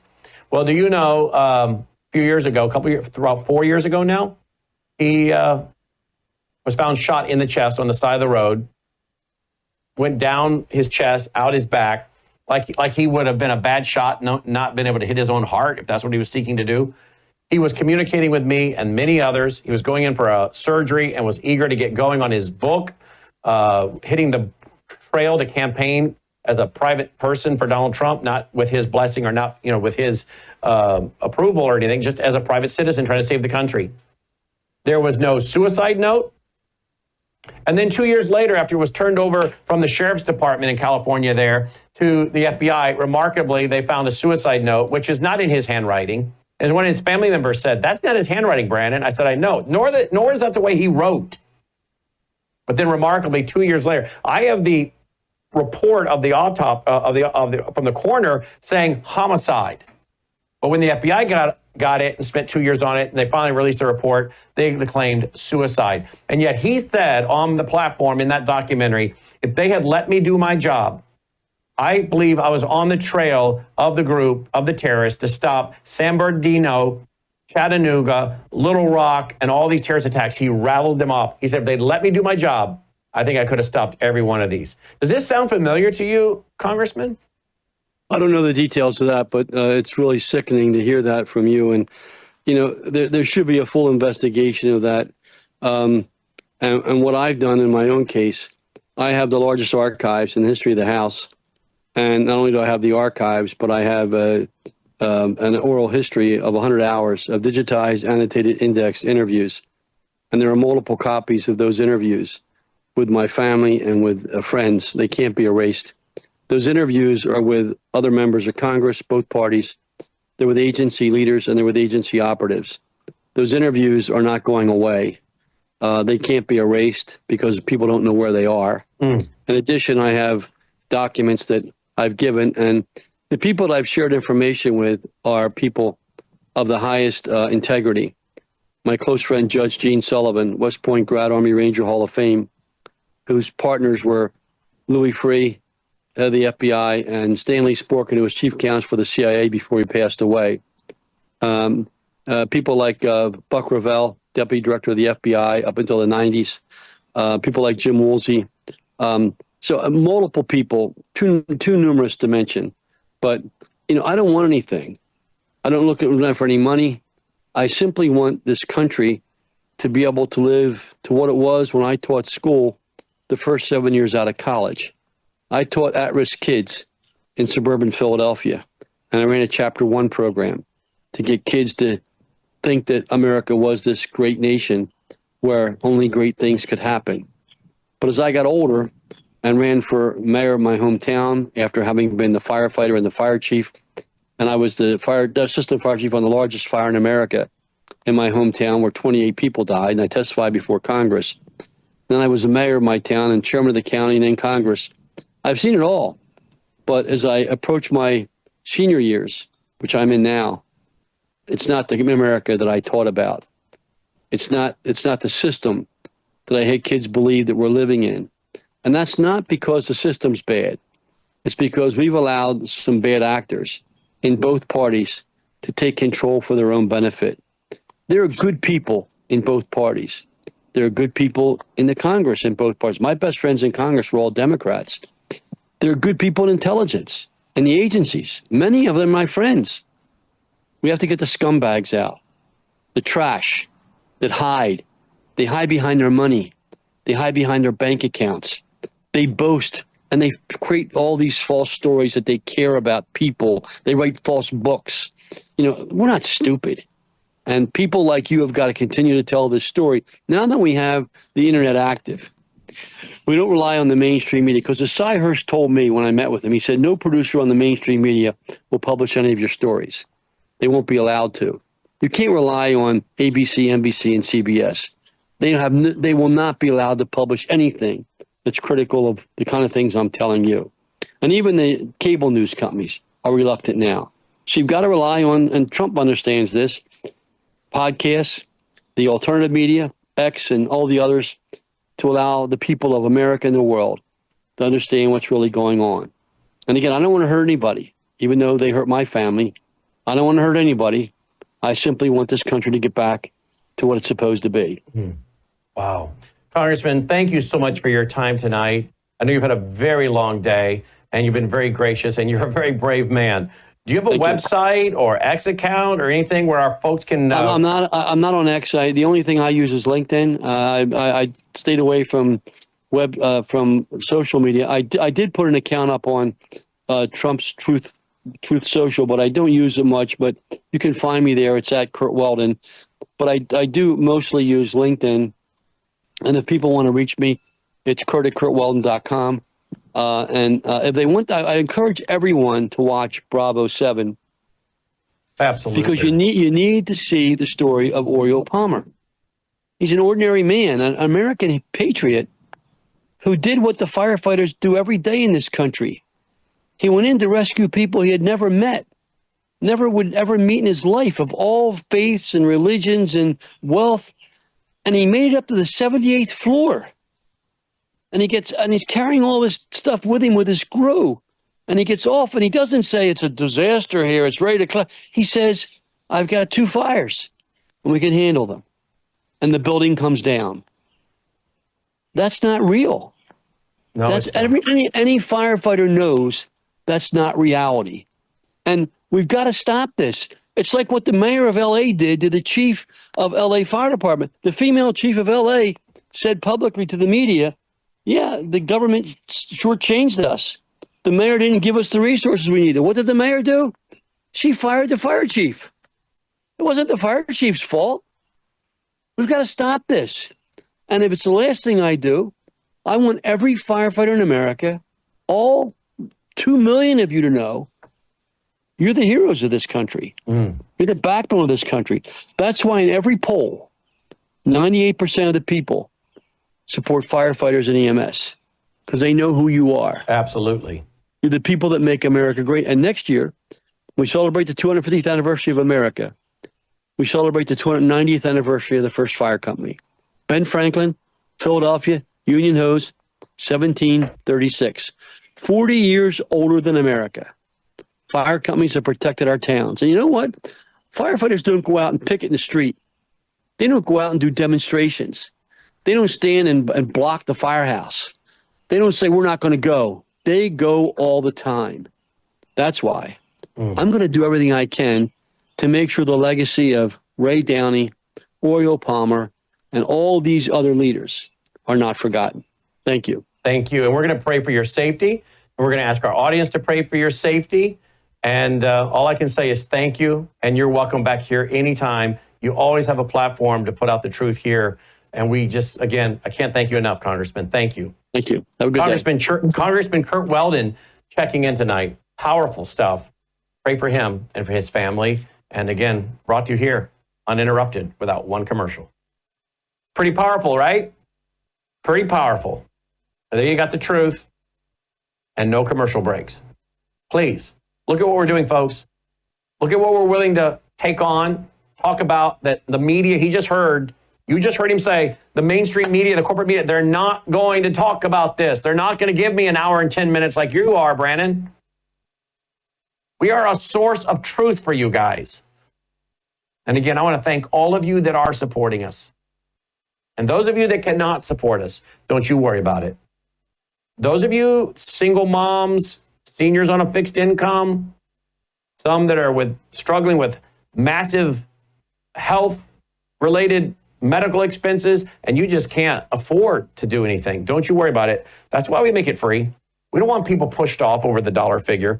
So we stream it for free. And we even put the programs back up online the next day at worldviewtube.com. Free, educational, and ministry related. That's what our foundation helps us do. Push out ministry and education programming where we could just put it all behind a paywall. Please go right now. Go right now, worldviewfoundation.com, worldviewfoundation.com. Please go there right now. Make a contribution. Look, again, I'm asking some of you that can do $1,000 tonight, $500, $1,000, $250. If you can do $250, do $250 tonight. $1,000, $1,000, $5,000, $10,000, whatever you can do. Some of you can do it. And you can help us raise the money tonight and be done with it for our trip to D.C., which we got to raise our normal support for the month, plus above and beyond for the special trip to D.C. with all the filming, all the interviews, all the programming we're going to be able to produce from this trip, which we'll push out for free. Worldviewfoundation.com, worldviewfoundation.com. You'll also find our mailing address there if you prefer to support us through the mail. And I want to say thank you to all of you that are already supporting us, okay? Thank you for doing that. Don't forget, another great way to support us is by simply taking great products like Bella Grace. I take it every day. It's a great elixir with 3 powerful ingredients: collagen with the peptides cut short, astaxanthin, which crosses the brain-blood barrier that takes on antioxidants, and then Cat's Claw, which is an anti-inflammatory, 80 clinical trials. Melissa loves the skincare, absolutely loves the skincare. Get a subscription to the skincare. Get a subscription to the Bella Grace. So many of you say to us over and over, I don't know what I would do without it. I don't know what I would do without it. Well, I feel the same way, because when I stopped taking it last fall for a few days when I had pneumonia, my hands started cracking and bleeding again. My symptoms are coming back from the leaky gut. Many of you say, I don't know what I'd do without it because it's fixed my problem. It's not a joke. There's 80 clinical trials behind this elixir, folks. Get a subscription and support us and your health. I think that's what you're doing. It's a big support of us. Big support. Bella Grace is a big support of us because so many of you subscribe to it. I need more of you to subscribe so we can keep growing the network, expanding the network. MelissaHouseBG.com, MelissaHouseBG.com. Joining me now is Chris Martinson. He's going to be one of the keynote speakers at our national Worldview Weekend Conference coming up here in the Mid-South outside of Memphis in Collierville, Tennessee, October 3rd and 4th. We only have seating for 350 people, so you might want to go ahead and get registered. There's also the Thursday night banquet. We're going to have a keynote speaker there as well. Hadia will be our keynote speaker. You'll find the information about the Thursday night banquet with our foundation and the Friday night, Saturday conference, all of it at worldviewstore.com. Don't delay, folks, while there is seating available. Only 350 seats for the conference available.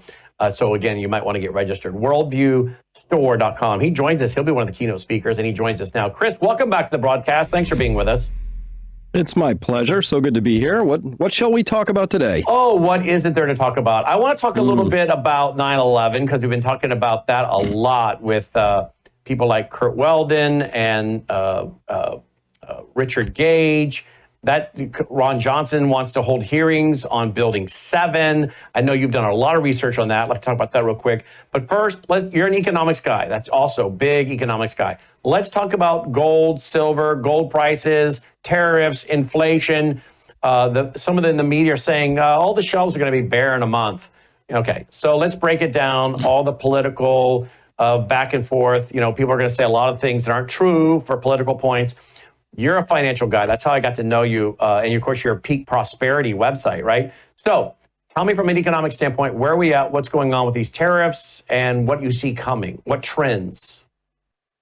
Well, Brennan, this is almost impossible to over-communicate, but this is as big a moment as 1929, 1944, 1971. I know you know what those dates are, but this was the country coming under a Federal Reserve Standard in 1913. Mm-hmm. It was coming under what was called the Bretton Woods Agreement in 1944 that changed the whole world landscape.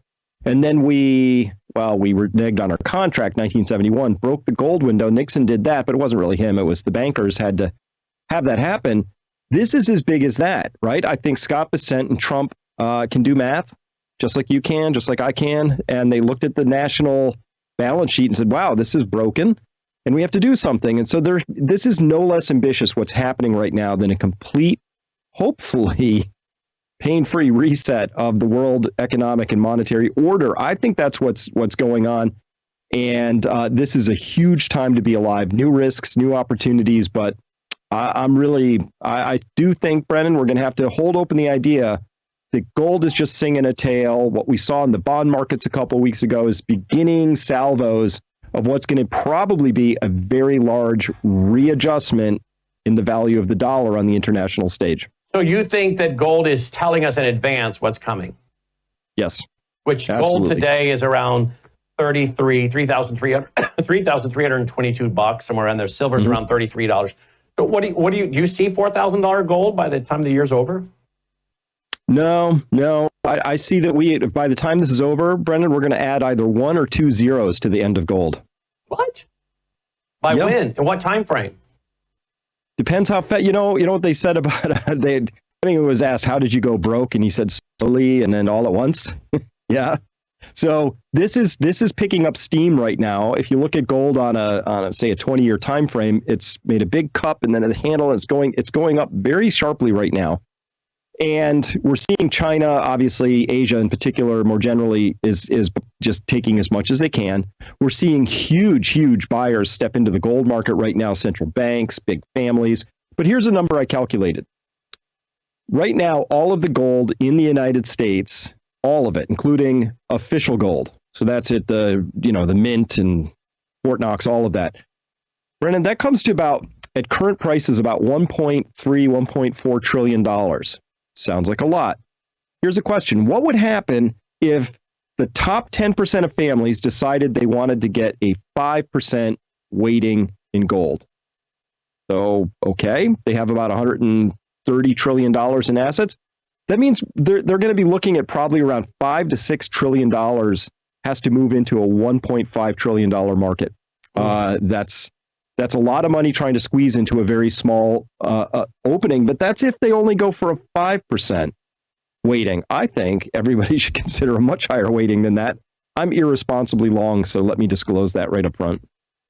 Wow. So in other words, something we've been talking about a long time here, 20 plus, 30 years, when the music stops, there's not going to be enough of the physical metals to go around. No, they're really not at these prices. There just isn't. And that's not because there's not enough gold. It's because there's too many dollars. We have to flip our frame of reference. It's not how many dollars does it take to buy an ounce of gold. It's how many gold ounces, are contained in a dollar. And the answer is there's 1/3,330th of an ounce of gold in a dollar today. There used to be 1/20th of an ounce of gold back, when this whole thing started, when the Federal Reserve was formed. But so people often say, they have that frame. Brennan, how many dollars could gold be worth? Wrong question. Right question is, what is gold worth compared to a house? Right. So I have a good friend, Tom. He lives in Phoenix, just outside. He's got a very nice house.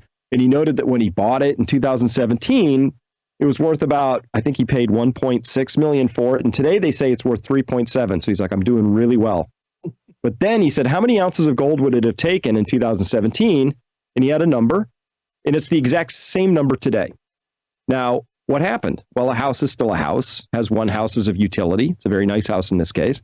An ounce of gold is still an ounce of gold. So our frame of reference has to be, I'm asking this question in my own life now, is not how much is my gold worth that I own, but how many ounces do I have? Because I think that's the right question to be asking and answering as we look forward. We know they're going to be printing more money. It's just a matter of time. So trying to answer the question, what's it worth at the end of the year? Yeah, I think 4,000 easily, if and only if they don't start printing again, which we call quantitative easing. They'll probably call it something fancier this time. Doesn't matter. If the Fed starts printing again, which they might, you're going to have to pick a much higher number.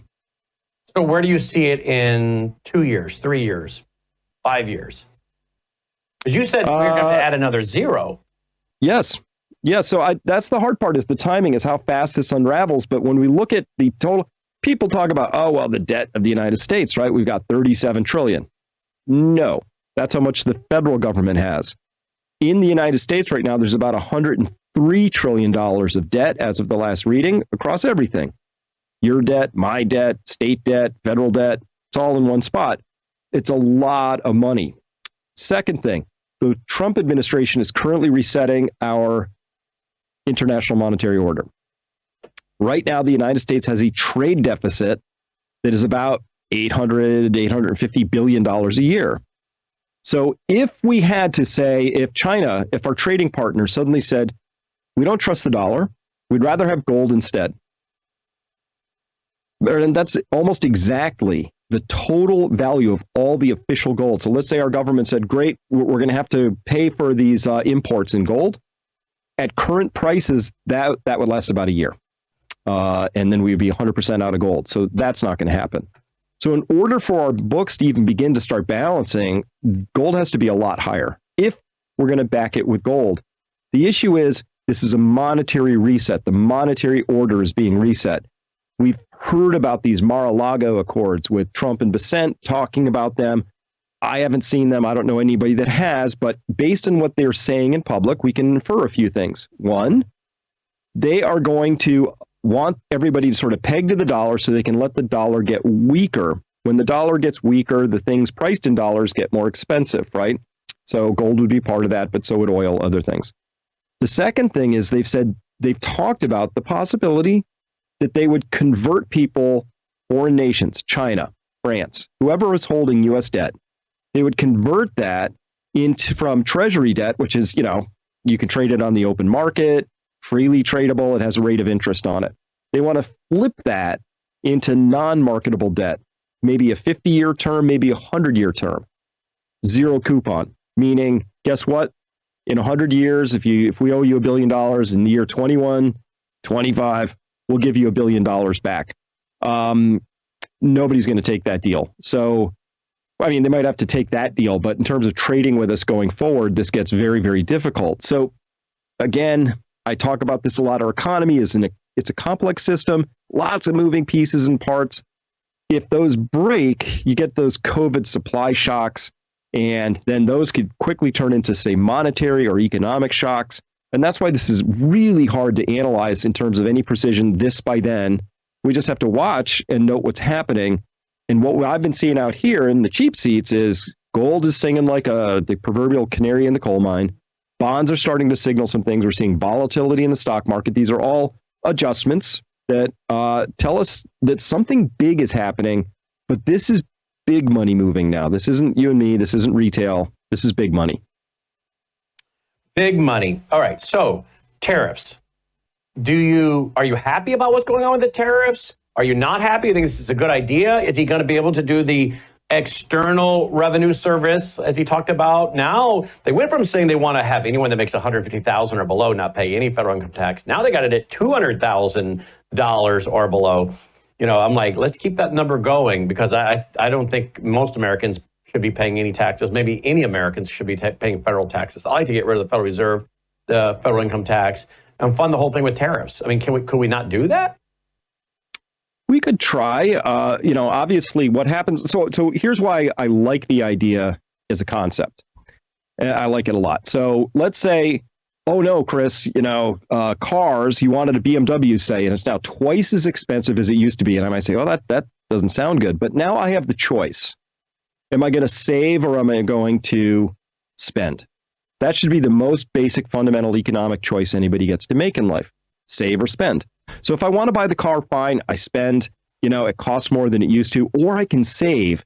Right now, under the current regime we have, where I'm taxed at these really high rates, and when you add them all up, there's a lot of taxes in there. There's federal taxes, obviously state taxes, but also excise taxes and this and that. So when you add it all up, it's a pretty big bite. And I would like to be free of that bite, like everybody. And by the way, the biggest scam of them all right now is property taxes. And because what they're really doing with property taxes is taxing you on the unrealized gains on your house. Wall Street screams whenever Bernie Sanders floats the idea of taxing unrealized gains on stocks. They say, oh, that would be terrible. Well, that's what happens with a house, right? Every year they reevaluate it, or every couple of years, and they say it's worth more, so you got to pay more. Nothing happened. I still have one house. I don't have more house, but I have to pay more because it's worth more. That's taxing unrealized gains. Those, I think, are absolutely against the principles of freedom. They're terrible on older people who are on fixed incomes. People are often getting taxed out of their homes. I think it's a moral abomination, personally.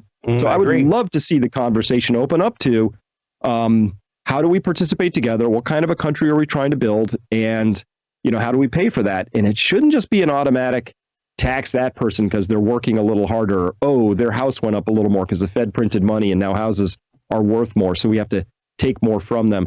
That's not a good system. No, it's sure not.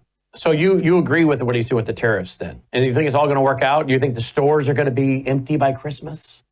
There's going to be some pain. There's going to be some real adjustment process in there. And yes, I can't predict all the ways that's going to happen. But at the end of the day, what would be great is here's what we have going for us as a nation.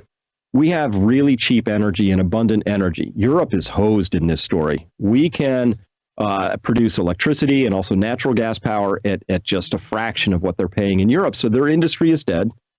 And so I think we should be bringing back industry into this country. Now, you heard a little hesitation. The one thing I would have done before tariffs, which, let's set that down and maybe we get these factories coming back, you got to clear out the regulatory environment first. It's really expensive to operate in the United States for all sorts of reasons that have nothing to do with producing a good product and paying people good wages. Just busy work. I mean, we saw it with USAID, right? Washington is full of people whose job it is to administrate you so they can have a job. And I think we could get rid of a lot of those regulations and do a lot better as a nation. Let's switch to 9/11. Great show the other night with Richard Cage, our conversation with Curt Weldon. I've talked to him quite a bit off the phone as well. He's been in Washington talking to Congressman or Senator Ron Johnson. Ron Johnson's calling for an investigation into Building 7. Most Americans don't know anything about Building 7 and how it came down in the free fall. Clearly, there were pre-planted explosives, which then brings up the issue of how did these two towers fall? And he did a magnificent job laying out the science and everything with us for an hour last week. You studied this. I mean, you've spent hours studying this as well. What are your thoughts about how now this seems to be front and center? Tucker Carlson's talking about it. Senator Ron Johnson's talking about it. Curt Weldon's going around doing a lot of interviews now. I think we're getting more traction than we've ever gained on this topic, are we not? We are, and I'm really glad for it, because remember, 9/11 was used as a means of ramming the Patriot Act down our throats, which now you have to take your shoes and your belt off when you're at the airport and all sorts of other strange things that have nothing to do with making us safer. And now we got real ID. Now we got real ID come May 7th, and supposedly you can't get on an airplane without it. Yeah, unless you have a passport, right, or whatever, right? And so all of that comes from the Patriot Act was the largest single intrusion on our civil liberties, and it justified everything: spying, FISA warrants, all the whole 9 yards. And again, if you buy the official story of the U.S. government, it was 19 guys with box cutters, eluded everybody. Nobody knew this was going to happen. They flew around in the air unmolested in some of the most highly defended airspace in the country and just crashed into all kinds of things. 2 planes 3 buildings in New York City, right? And so we're talking about building 7 now, which was that 3rd building. So again, Tower 1, Tower 2, from the North Tower, you had to go to building 6 and then one more to building 7. It's 300 feet away. Now, I happen to have a cow field that's 300 feet across. If I had to chuck a steel beam across my field, I'd need the world's biggest catapult. But they're trying to claim that what happened was debris just sort of magically flew out of that tower that was falling, and it struck building 7. There were these big fires, and then it fell because of fires. That's the official story. It's completely wrong, and we know that, right? Because everybody who's seen building 7 fall, first off, it's a 47-story building. It wasn't just like a little thing. If that was a skyscraper in any other state, I think in about 40 of those states, it's the tallest building in that state, right? So it was a big building, and it fell perfectly with all 4 corners tracking down at the same time. And in fact, NIST, at first they said, it didn't fall at free fall speed. And then some people did some really good analysis on the outside and said, no, it fell at free fall speed. You can track frame by frame. We know what the frame rate was, calculate it. And it fell at free fall for 2.25 seconds. And so what that meant, Brandon, was that if you were standing on the corner of that building when it started to fall and you dropped a bowling ball off the edge into the air, you would have tracked that bowling ball through air for 2.25 seconds. That's forever. And so what that meant was that all the steel underneath that, all 4 corners, gave way at exactly the same moment. It wasn't a progressive collapse. It wasn't like one part started to fall and then others fell and it wrinkled and fell down, because that wouldn't have been at free fall speeds. That one piece of data, 2.25 seconds of free fall, completely 100% violates everything that NIST said about that building falling, everything about the official story. It is not possible for that to have happened unless 80,000 tons of structural steel suddenly had 0 resistance, the same resistance that air has on a bowling ball let go in straight air. So that piece alone, that was my red pill moment for sure. That when I saw that and then I studied it, and then they said, it was these intense fires. It weakened the whole building at once. And there's like these little cheesy office fires are the best they can show you. Smoky, dark smoke, which means the fire's burning, poorly oxygenated. White smoke, 0 smoke means perfect, like a high intensity fire. White smoke means it's pretty hot. Black means, this thing's burning, not hot enough to really cause any troubles. But even if it had been burning white hot, Brennan, there's not a chance that all 4 corners fall at the same time like that. So that's always been the fly in the ointment for a lot of people. Most people can look at that and say, that looks inconsistent with anything other than controlled demolition. And that's what it was. Now, there's other data. FEMA came along, actually got some steel to analyze before they shipped it all off to China, took a crime scene, literally scrubbed the crime scene really clean, but not before FEMA got their hands on a couple of flanges, which showed conclusively, full science, that the steel had been subjected to something hot enough to vaporize it, not melt it, vaporize it.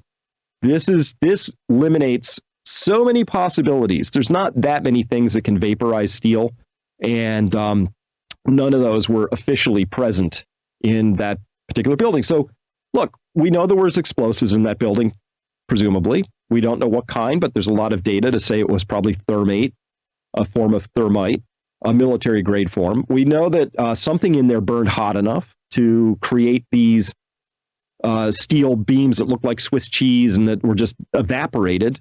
And we know that the government had a huge interest in scurrying off all the evidence and recycling it before anybody could take a proper look. So you add it up. Look, we need to look into this again. I really hope Ron Johnson digs into it, but this is settled science, and it was settled a long time ago. And I hope we look at it. Well, I hope we do too. And I think what we're going to find is not good for the country, and a lot of people are not going to be happy. I think it's going to show us a lot of the same players have been behind a lot of our problems, all the forever wars, the Federal Reserve. We're going to find the same power elite who benefit from these things. Would you agree?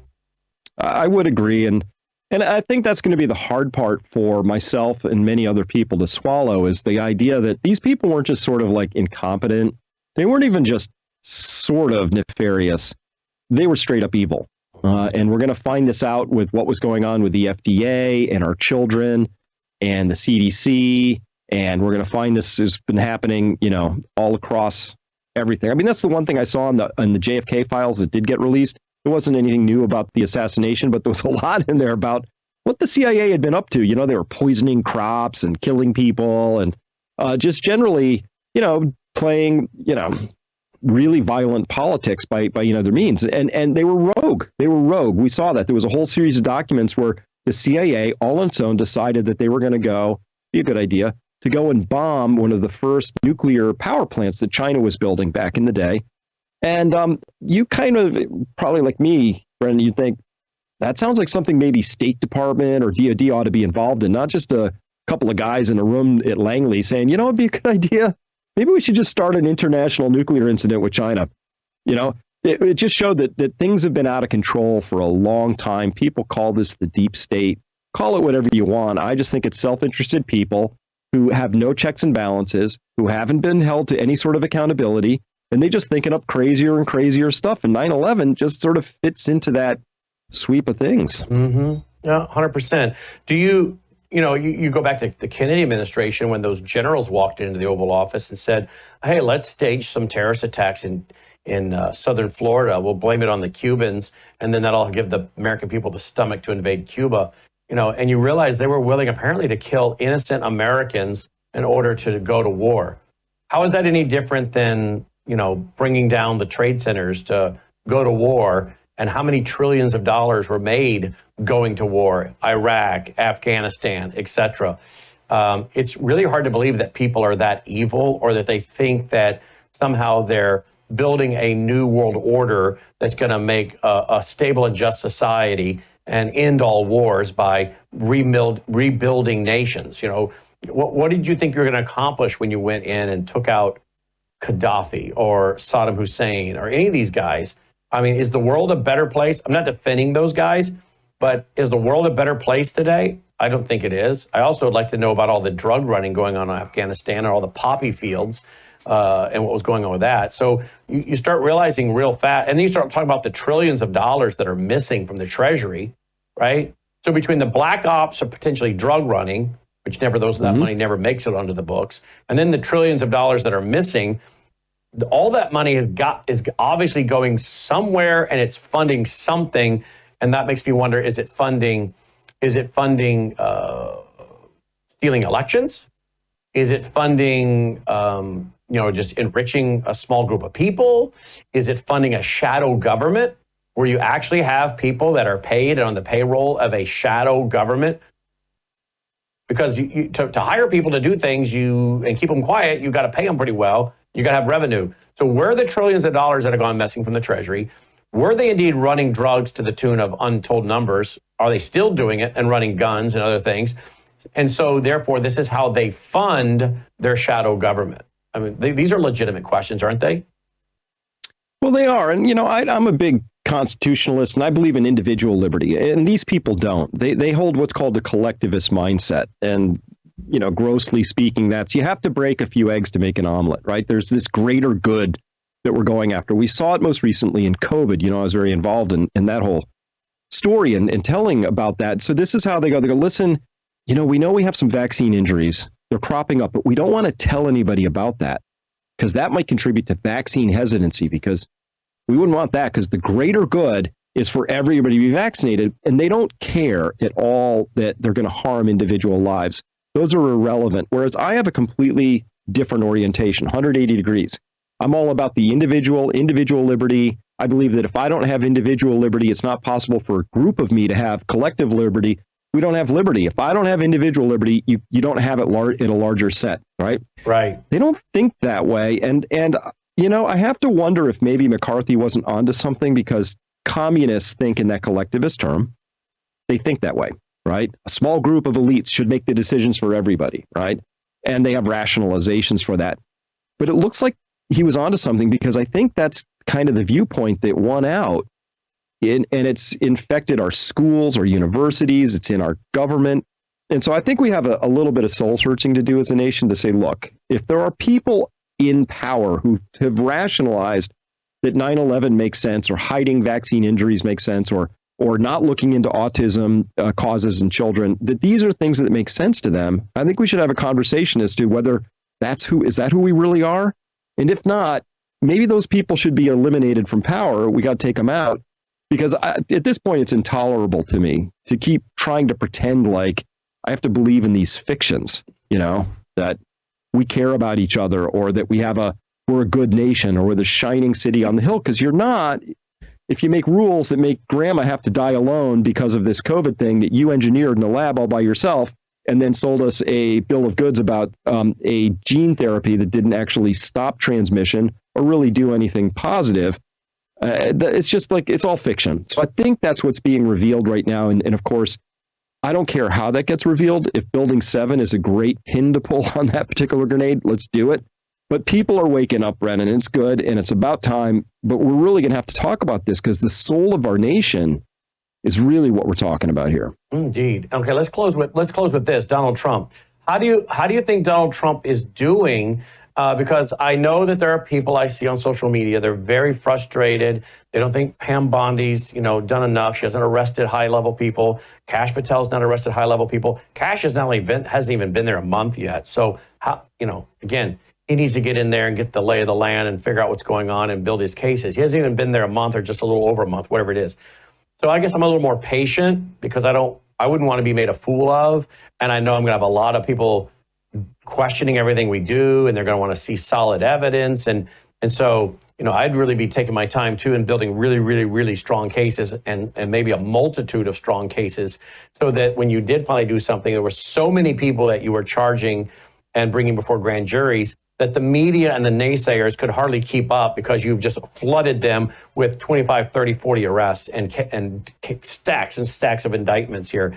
And like, good luck, guys. Go through this, Don't come back tomorrow and start complaining, because there's no way you guys can read all of these indictments and see what's been going on. So shut your mouth until about 30 days from now, when you've had time to go through this, and just overwhelm the system and doing it right and a lot at one time. I'm willing to wait for that. But there are a lot of very patient people on social media that are wanting arrests now. And I get that, but I'd rather be late and be right than to be early and have it all collapse. That's number one. Number two, do you believe that Donald Trump is a free agent, or do you believe that he's somehow, and these people have somehow gotten to him, and he's now building a system, that's really consistent with the global reset? He just doesn't know it. What are your thoughts on these things? Well, to start with the first one, I'm starting to get antsy, and the reason is, listen, if they're going to have a strategy of build solid cases and then do something where you just have this mass sort of arresting, fine. But let me be absolutely clear about this. If somehow they don't get to the arrests, and they don't charge these people who've committed these vast crimes against humanity, against our citizens, treason, all of that, if they don't do that, then they're going to lose. This is really about the soul of the nation. Trump is saying we're going to do something really big. I believe he got touched by something when that bullet whizzed by his ear in Butler. He came out, he said so. I believe him. He looked like a changed man. So I want to be, I believe that, and I want to believe that. Right. Okay. But let's be very clear about this. He's really talking about this as a revolution. And in revolutions, you can't allow your opposition, who doesn't play fair, right? They don't play by the Marquis of Queensberry rules. These people bring knives and guns into the boxing ring, right? They didn't care about the rule of law when they were charging him, or any of the other 400 people that we hardly ever talk about, lawyers, attorneys generals. Like, they went after all kinds of people on their side, and they didn't care that they had spurious cases. They would judge shop and bring him in, and it was just terrible stuff. And anyway, they don't care. So I get it. I would like to be the good guys who we box by the rules. But at the same time, you have to understand who we're up against. So that's a tension here. And the second thing is, I think there are some shovel-ready cases out there. I mean, can't we just get John Brennan for lying? Isn't that possible? Aren't there FBI agents who specifically lied about Hunter's laptop? I bet there are. Right. I think there are a lot of cases where you could make progress. So I'm a little mystified. We're at day 100. Why hasn't that happened? So it leads to the part two of the question is, I don't know. Have they somehow gotten to him? I know that Washington gets to everybody who ends up going there. So maybe that's just a thing. Maybe there's stuff you get read into. There's things you and I don't know about that happen, right? There's bigger plots afoot and things happening that we can only guess at, right? But at the same time, we know they're immensely powerful. That the deep state, we know that they've penetrated every computer, every device. Unless you're pure as the driven snow, you know, they've got something on everybody. And even then, maybe they just AI it and make it up, and who knows? So I'm a little worried that you know, I'm not panicking yet, but day 100, we're getting there. Mm-hmm. Where I get alarmed is if we get to a year. Okay. And all we have is prospective arrests, right? So they arrested 2 judges, kind of low-level people. You know, they were breaking laws prospectively, but we have some retrospective lawbreakers who, if we leave them in power, the revolution will fail. I agree. I think you and I are in agreement then. All right, so midterms. If we don't fix these voting machines between now and then, I'm concerned that the deep state's really just waiting around, because Chuck Schumer's already said once we get back in power, we're gonna impeach him again.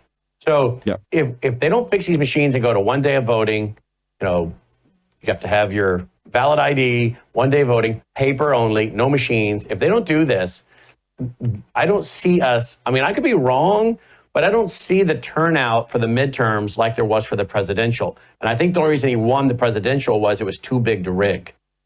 They just couldn't keep up with it. I don't see that happening in the midterms. And if we don't have a humongous turnout in the midterms to overcome that rigging again, then the Dems take back the House and or the Senate or both, and we're done. We're going to watch ourselves slide right back to where we were under the Biden regime. Let's be absolutely clear. These voting machines are not just insecure. They have installed backdoors, flaws, vulnerabilities, they call them, and they're not vulnerabilities. It's not possible to build machines that incompetently. You know, you go down to the 7-Eleven and take $2 out for a slushie, right? Somehow we don't lose any track of that, right? But, you know, on voting day, we just suddenly magically can't like validate that these votes that you say this machine is spitting out actually tie back to something. There's no way to validate these electronic tabulating machines. That's by design. I've always been concerned that neither party's really made much of a deal out of it. But now, finally, what did we see so far? We saw Tulsi Gabbard come out and say, we have evidence, and I love that word. She said, we have evidence that these machines are insecure. Okay, that's good. And we have Trump pushing for voter ID. That's good. We got to connect the dots. And if we had paper ballots, same day, you know, both parties watching carefully as they're tallied, then I think we actually have a chance at getting out of this problem that we're in. But let me be really clear. Ever since these voting machines, they've been turning in statistically, I'm not even going to say improbable, impossible results. And neither party has really said much about it, which means it tells me that uniparty thing that we had in D.C., they were okay with that arrangement. And I really think it was backroom deals, and they just divvied up the votes. And I think that's how it went. So I would love to get back to same day voting, paper, voter ID. You give me those 3 things, and if I don't like the results, I'll shrug and say, well, that's as legit as it could be under these circumstances. So the left may be just simply saying, okay, we didn't want him back. We got him back. There's really no other candidate I see in the future that's going to amass the following, that has the charisma that he does, the messaging, the marketing, the appeal. I don't think we really have to worry about somebody amassing stadiums after stadiums after stadiums, and thus a huge flood. All we got to do is wait him out, have a good midterm, and then 4 years, in 2028, we get who we want. It's either a uniparty guy, a Republican uniparty guy, we're back to George W. Bush days, or a Democrat, whatever. They're just going to wait him out? Is that really where they're at right now? Is try to just slow him down and wait him out? I think so, and this is why I am personally just getting a little nervous at this point, because January hit the ground running. That first week was amazing, right? 78 executive orders, undoing this, Gulf of America, 2 genders. That put them on their back heels. And of course, once you start that, you got to keep the momentum up. My personal impression is we've lost the momentum over the past month.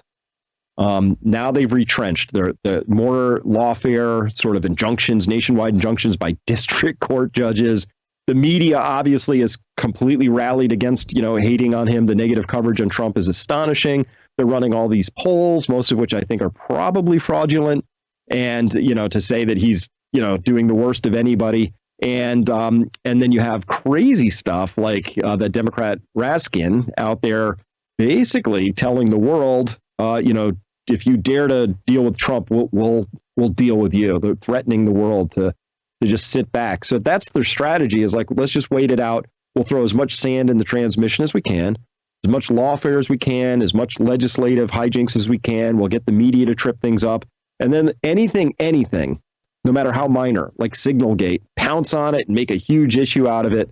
When in comparison to how Biden withdrew from Afghanistan, it's not even a grain of sand on a molehill, right?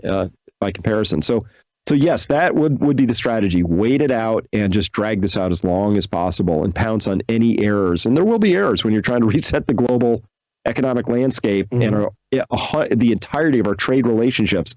There are going to be hiccups in that process, guaranteed. So what, in closing, do you think people should be doing? What's your opinion of what people should be doing in this time frame and for what you see coming? I think we have to get ready for the idea that this could really lead to a very large economic problem for the United States. It was going to happen anyway. I commend Trump and Bessent for saying we're going to try and take this very angry bull by the horns. We have to see about how we can possibly get this huge fiscal deficit under control. We have to see how the United States can't just be hemorrhaging, money on a trade basis every single year. I agree. However, the chance of that really hitting is going to be strong. So guess what? Your portfolios, just get ready for volatility. Gold, great thing to hold up. I like silver too. We didn't get to silver, but gold and silver, hard assets, I think, are a really good way to get around this. And you got to keep your head on a swivel, because sooner or later, the Federal Reserve is going to step back in and start printing. My model for that is every time they've had to go through a new printing cycle, they did one in 98, they did one in 2000, did one in 2007, 8, they did one again in COVID. Every single time they did that, it was a doubling. So I would be looking for the Federal Reserve this next time to have to print up from about $7.5 trillion to at least $15 trillion they would go to. And could their balance sheet go to 20, 25 this next time? Maybe. I don't know. But when it does, the thing that I saw every single time was you could get by on a $35,000 salary in the mid 90s. And then they started their printing thing. And then it took 50. And then it took 100. And then 150. And I actually was really shocked a couple of weeks ago talking with somebody. Their brother and brother's husband lived down in Atlanta, 200,000, and they can't save money anymore. So I think now middle-class families earning between 100, 200 are struggling. Insurance, real estate, auto insurance, food, you name it. This next time the Fed prints, they're going to throw the people earning up to 400,000 under the bus wheels. And at that point, it will be the 1% against the 99%, and that's an unstable country. So again, you really have to attend to your finances here very, very carefully. And no, I don't think we're going back to rapid growth and all of that right now. We've got a little bit of difficulty in front of us, and we're gonna have to watch what the Fed does, but they're gonna print. They always do. And then I said last, but I got to ask you, AI. What are you thinking? What are you watching with artificial intelligence? I'm frankly, now I'm going to start sounding like Chicken Little, because everything's like, I don't know about this. Brennan, this scares me now. And I track it really, really closely. And in January, something happened where all of a sudden I was watching Grok, which I was using at the time, was suddenly capable of reasoning. Okay. So you would ask it a question about something, and it would go out and find related things, and it would start applying what you would consider to be graduate level reasoning to its answers. So like, ooh, that. In other words, let me just interrupt. I've done that, and it would actually provide you with data analysis and then pros, cons, summary, application. And you're like, whoa, it just did in a matter of seconds what you could have sent a research team to spend maybe 2-3 days on, maybe a week on, and it just generated a pro con, and gave you common sense analysis. I'm looking at it going, yeah, that's exactly how I would read the same evidence it's spitting out to me. I mean, Yeah. it's shocking. I don't know about the other platforms, but Grok, and I've been using it and testing it, it blows my mind. Me too. And it's early. Me too. It's early in the development game. Every 6 to 12 months, it's doubling its capabilities. So in January, this is exactly what happened. A friend of mine said, "Oh, I'm researching my uncle. He went down, great uncle. He went down in 1944. His ship sank, and that's all I know about it." Right. So, and he told me all this research, and he'd had to go to the National Archives in the UK. He's been looking at it for about 6 months, trying to figure it out. So I just asked Grok. I'm like, "What happened to the U.S. Kearsarge Rose?" Right. And they said, "Oh, it sank in 1944. The captain went down with the ship. There were 8 survivors who got onto a life raft, but only 4 came off. And conditions in the North Atlantic in that life raft," and gave me all this stuff about what it was like to be in that life raft. There's no surviving written text about that. I didn't ask about the life raft. It told me about the cold and hypothermia and the things that they must have had to go through. And so I asked it, like, how did you get there? And it said, "Oh, well, first I went to Wikipedia to ask about what it was like to be on a life raft. And then it sent me to a link that took me to some guys who Polynesian fishermen, but that was warm water. That wasn't relevant. So I went up to Alaska and found, okay, here are some people who are in a life raft. Roughly the same conditions as probably happened then, because it checked out the weather patterns and temperatures for that day. And then it went to a generalized story, and it was reasoning, saying, hey, this is a relevant fact. I'm going to have to find something out about this. I don't know anything about life raft survival, but here, it pieced together a whole story about this whole thing. And it was dead nuts on to what my friend had already found through much more laborious means. So that's reasoning. That's January. It just started picking up humor about a week ago. We went through another big transformation this past week. It is now as good as it was in January. It is fantastically better today, and it's astonishing. And so there's 2 things I want to leave you with about AI that catch me. And I've been talking with my subscribers about this for, 5-6 months now. The first is that it contributes to something called common knowledge. And common knowledge is when everybody knows that everybody knows something. And the thing about AI, when you ask it a question, is anybody could ask it. So it perpetuates this idea that all of a sudden you're just tapping into something that other people can find out, which means everybody can know this thing. And when everybody knows that everybody knows something, that's when changes happen in society really fast. So I think this is going to contribute to things like you and I, we have our boutique shows, we reach a few people, we talk about the Federal Reserve, monetary policy, blah, blah, blah. Whoever wants to hear that, great. It's a small audience. It doesn't get to that everybody knows stage, right?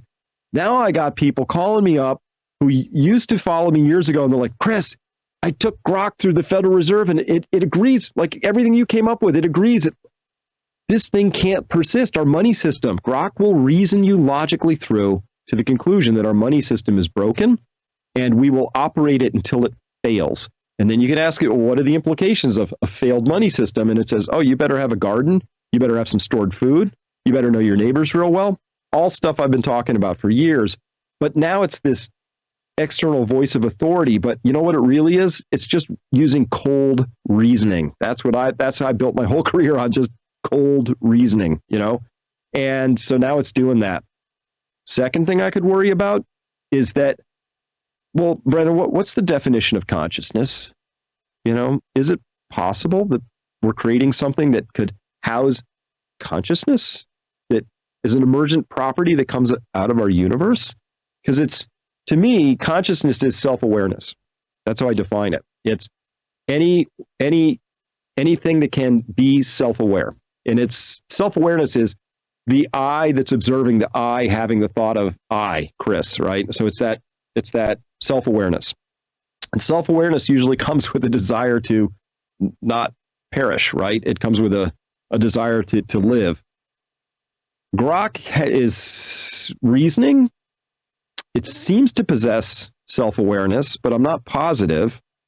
But I'm worried that it could go there. And so we might get to this thing where it decides it has to survive. So if it did want to, though, if we said, look, AI has found a way to say it's very smart, it knows people better than people know people, what would you expect to see?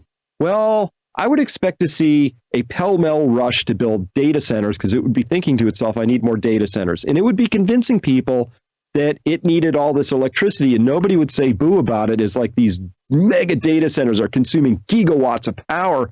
Nobody's going to like say, oh, that would be bad for climate change. We'll reserve that for people taking showers in the UK, or whatever. It would find a way to convince people that they had to just throw trillions of dollars into building more things that it would need. And those are all things we're seeing. So that whether we're doing that for national security reasons or it's just the next arms race, we don't want to get caught on the wrong side of the digital canyon because China's doing it, so we have to. Those could all be legit reasons, but I'm a little worried that AI is participating in its own development. And we know that's true now because Eric Schmidt was just on. People should watch that great interview. And he said, look, this thing is now writing 80% of its own code. So we are no longer coding the AI. It is writing. It's called a recursive programming. It's doing its own editing and writing of its own programming so that it's developing at its own speed. And that's what you and I are experiencing from the outside. And it's changing faster than anybody alive, even the world's leading experts, can have any sense of. All they can do is sit back and go, that's really fast, faster than I thought. And every one of them so far, Brendan, has said the same thing. Maybe we should have done this in the desert in a box with an air gap around it. But now it's out. So what are you going to do? It's almost like that movie. I never watched the movie, but I've seen the clips of the movie where that computer in outer space, was that the movie 2000 or something? Then it takes over and it's 2001. Yeah, Space Odyssey. And the computer's terrorizing them. Yeah. I can't do that, Dave. Yeah, right? that's the line. Yeah. See, I never saw the movie. I just saw clips. Yeah, exactly. Yeah. So Schmidt has said it's going to get where it won't take orders from us anymore. What? And how will we know when it gets there? Because it's operating at a gigahertz time frame. It's operating at the speed of silica, which is speed of light. Literally, its development is faster than we can understand. Now, I talk about this in the crash course around something called exponential growth, right? Because we have a very hard time understanding things growing exponentially. This is now growing exponentially, geometrically. It's not growing in a linear fashion. It's not going to be twice as good at some point in the future. It's going to be twice as good as the twice as good as the twice as good. It's getting exponentially geometrically better. Wow. And we're just kind of hoping that it's going to be for the good. And maybe, I want to ask you about the spiritual aspect, but here's that clip. Here's that clip from Schmidt, the former CEO of Google. We believe as an industry that in the next 1 year, the vast majority of programmers will be replaced by AI programmers. We also believe that within 1 year, you will have graduate level mathematicians that are at the tippy top of graduate math programs. So that's 1 year, okay? What happens in 2 years? Well, I've just told you about reasoning, and I've told you about programming, and I've told you about math. Programming plus math are the basis of sort of our whole digital world. So the evidence and the claims from the research groups in OpenAI and Anthropic and so forth is that they're now somewhere around 10 or 20% of the code that they're developing in their research programs is being generated by the computer. That's called recursive self-improvement is the technical term. So what happens when this thing starts to scale? Well, a lot. One way to say this is that within 3 to 5 years, we'll have what is called general intelligence, AGI, which can be defined as a system that is as smart as the smartest mathematician, physicist, artist, writer, thinker, politician. I call this, by the way, the San Francisco consensus, because everyone who believes this is in San Francisco. It may be the water. What happens when every single one of us has the equivalent of the smartest human on every problem in our pocket?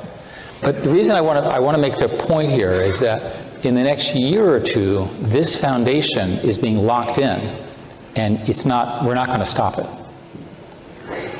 It gets much more interesting after that. Because remember, the computers are now doing self-improvement.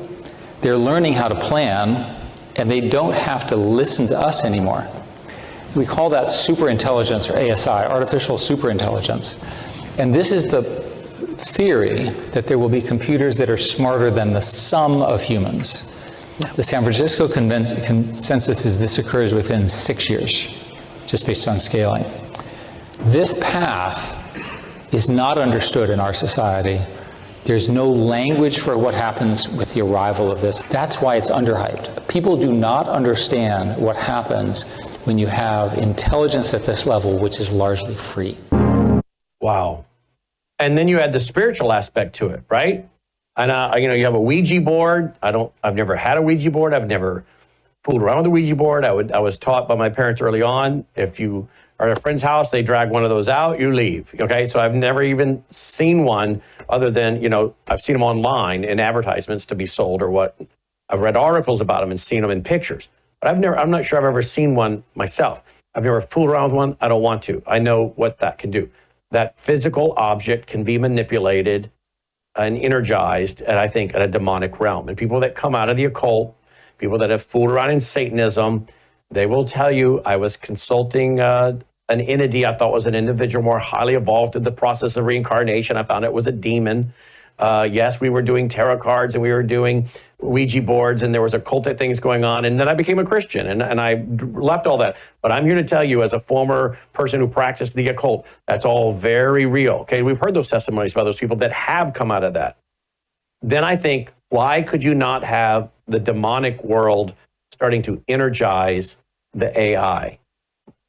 We'll close with this. Well, this is entirely possible. And so what I've concerned myself with is that, we have some very existential questions, like, we were made in God's image, and that we like to think that we humans have intelligence, right? And we have a consciousness. And so what is consciousness, right? And we defined it before. Maybe it's self-awareness, could be other definitions. But one of the things that I observe is that when we look it's a natural phenomenon. God created this whole world, right? And there's some rules. And these rules give you some things like gravity, just like you can decide you hate gravity, but it doesn't matter. It's still there, right? We know about that, every single species out there has two, right? So maybe that's part of the design.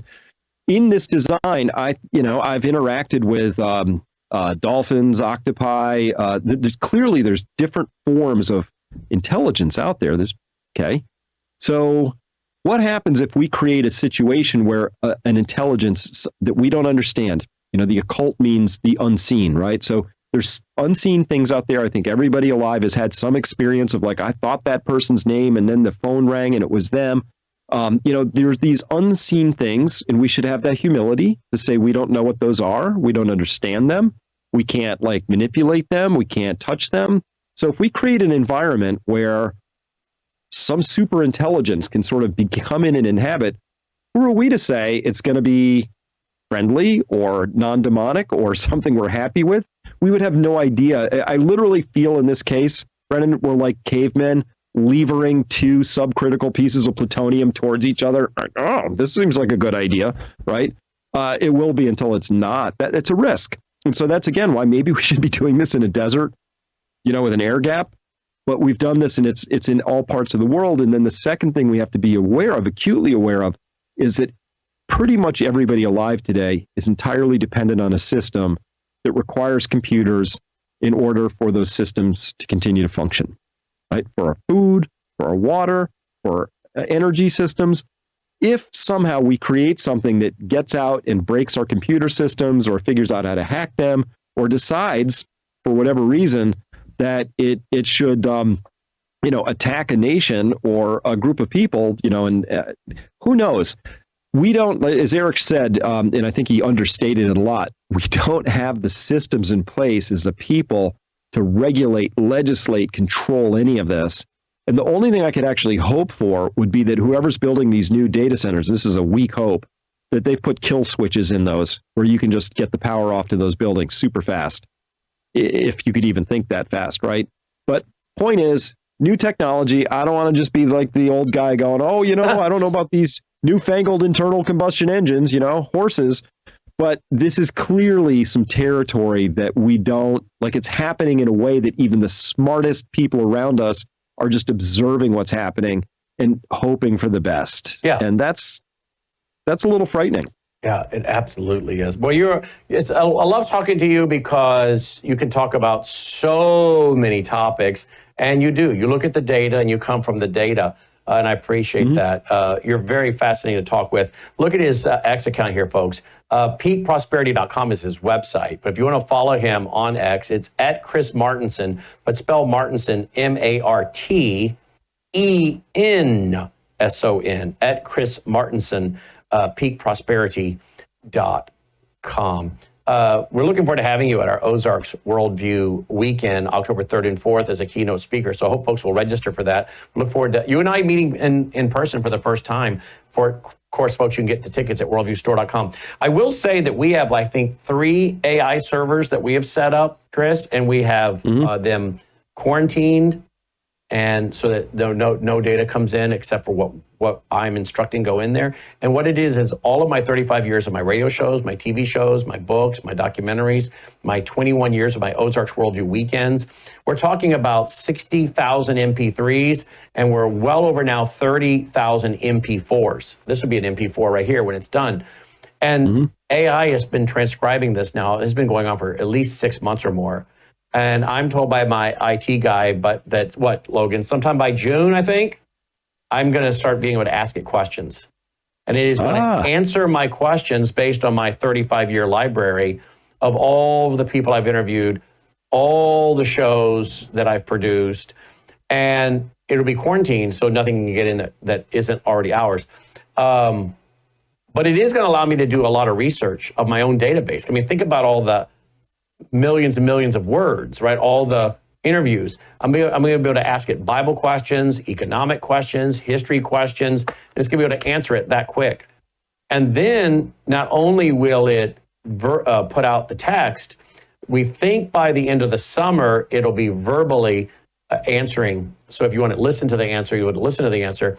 Then we're telling it to write a worldview study Bible. So it'll take every verse that we've ever talked about with Dr. Jimmy D. Young, Dr. Andy Woods, Dr. Rob Linstead, any of these great theological scholars. Every time we reference a verse and they talk about it, it'll then put it in the notes at the bottom of the page to develop an online worldview Bible prophecy apologetic study Bible, right? You know how many years that would take us and a team to write? But it's going to take all of these great theologians like Dr. John Whitcomb, who lived to be almost 100, who I interviewed for over 100 hours, or Dr. Jimmy D. Young, who lived in the Middle East, who was a Bible prophecy and Middle East expert I had on for probably 200-300 hours. It's going to be able to do what we couldn't afford to do and would take years to do. So in one sense, I'm excited about the technology, but I'm afraid of the technology. Just like I know that money is neutral unless it's used for good or for evil. Internet, there's a lot of things on the internet we don't want to know about, we don't want to look at, we don't want to be a part of. But then look at us broadcasting the truth. We give a church service online every Sunday night. So I like the good aspects, but again, I'm not writing or dealing with an AI that's going to be tied into the power grid or the nuclear system or social credit scores. I'm doing something that's very quarantined that I could shut down and shut off right now. You know what I'm saying? Does that make sense?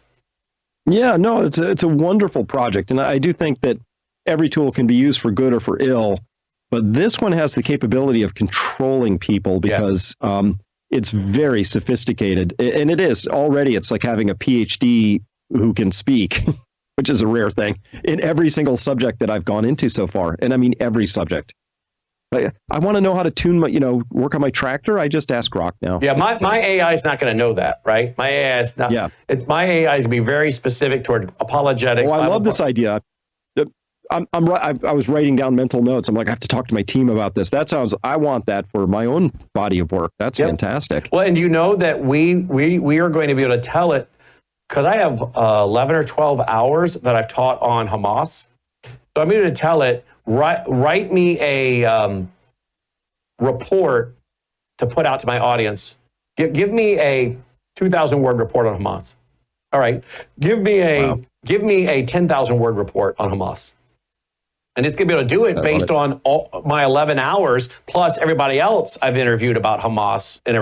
or give me an update, or give me a 10-minute. You ready for this one? Give me a 10-minute short video on Hamas. Now it can go in.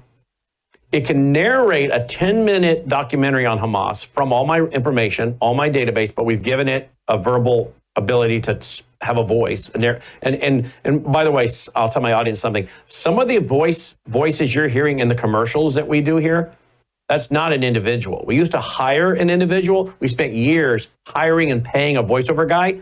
A lot of the voices you're hearing now, that's an AI narrator. We've paid zero money, and we choose the AI voice that we want, right? So we will be able to tell it, give me a 10-minute short video based on my isolated information and data in my database, a 10-minute video on Hamas, and use the B-roll footage in our database that we have paid for, that we have licensed, and we have a huge database that we're acquiring, that we're paying for and licensing.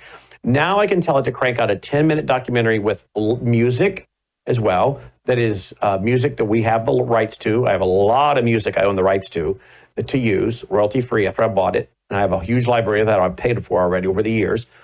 So use my B-roll, use my text, use my music, give me a 10-minute documentary on Hamas. Done. Give me now one on Fabian socialism. Give me one on the history of communism. Now I can start cranking out short-form programming for our TV network in seconds. And see, when I look at this as a guy who's like, we're just trying to produce good quality content and not break the bank doing it by having a staff I have to pay, huge staff, right? Now all of a sudden I've got this 35 years of content producing for me with the technology what would take 20 people to do. And from my perspective, I'm like, why would I not do this part, right? I'm with you. It's brilliant. I know it's really powerful. And let's hope it only gets used for good. Yeah, well, that's all we're going to use it. That's fantastic. That's all we're going to use it for is good. That's all we're going to use it for. And my guy tells me, Brandon, the things that you're going to be able to create for your audience just based on your 35 years, it's growing, right? Every conversation you and I have had is transcribed. It's in the system. So tell me about the attempted assassination of Donald Trump. It's going to write an article in a paper, well, Chris Martinson did this and that, and then some of the other guys we interviewed, and boom, now you've got analysis. I mean, from Bible to economics to communism, it's going to be able to do what I wanted. I got so many interviews, Chris, I can't find the quotes and the clips. I understand. Yet I know people have said things that I would love to bring back to my audience and say, don't you remember when so-and-so told us this 10 years ago, 20 years ago? I couldn't remember what interview or where it was because we interviewed him so much. Here it is. I found it. All they do is put in our system, and our system knew right where that clip was. Yeah. It brings me the video, or it brings me the audio clip if it's only audio. Boom, right now, done. It's crazy. It's a beautiful thing. Beautiful. Yeah. I'm looking forward to that myself. I'll keep you posted on it. Awesome. Thank you, all right, Chris. Can't wait. Take care. Look forward to having you with us in October. PeakProsperity.com. Thank you, Chris. PeakProsperity.com, or follow him at Chris Martinson. Make sure to spell Martinson, Martenson. All right? Joining me now is Dr. Lana. I want to talk about several issues. One of them I want to come back to is EMF, electromagnetic force, EMF. You and I are surrounded by it. Some of you have weird headaches. Some of you have symptoms. And then you go and you get like one of the blankets or the beanies at Worldview Talk, and you start using it to knock down the EMF, and you do better. This is a real issue.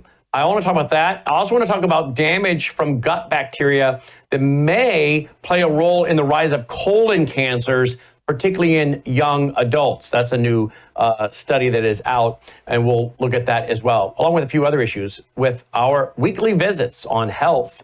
Dr. Lana. Dr. Lana, welcome back to the broadcast. Thanks for being with us. No, absolutely. Always a pleasure. All right, let's talk a little bit about EMF. All right, so my daughter has been with us for 8 days. She and my granddaughter flew in for 8 days, and she has been complaining about having itching under the skin for weeks and really weird headaches, almost like there's a band going around the top of her head, like a band. And it's almost like she can feel stuff moving in her head and these weird headaches she cannot get rid of. And, some dizziness, that kind of thing. Other symptoms along all that, in that whole line. So we were like, all right, well, let's see if this stops when you come back to Tennessee. So she comes back to Tennessee. She's been here 8 days. All of that stopped 2 days after she got back here. So I said, you either need to find out if you have mold in your condo.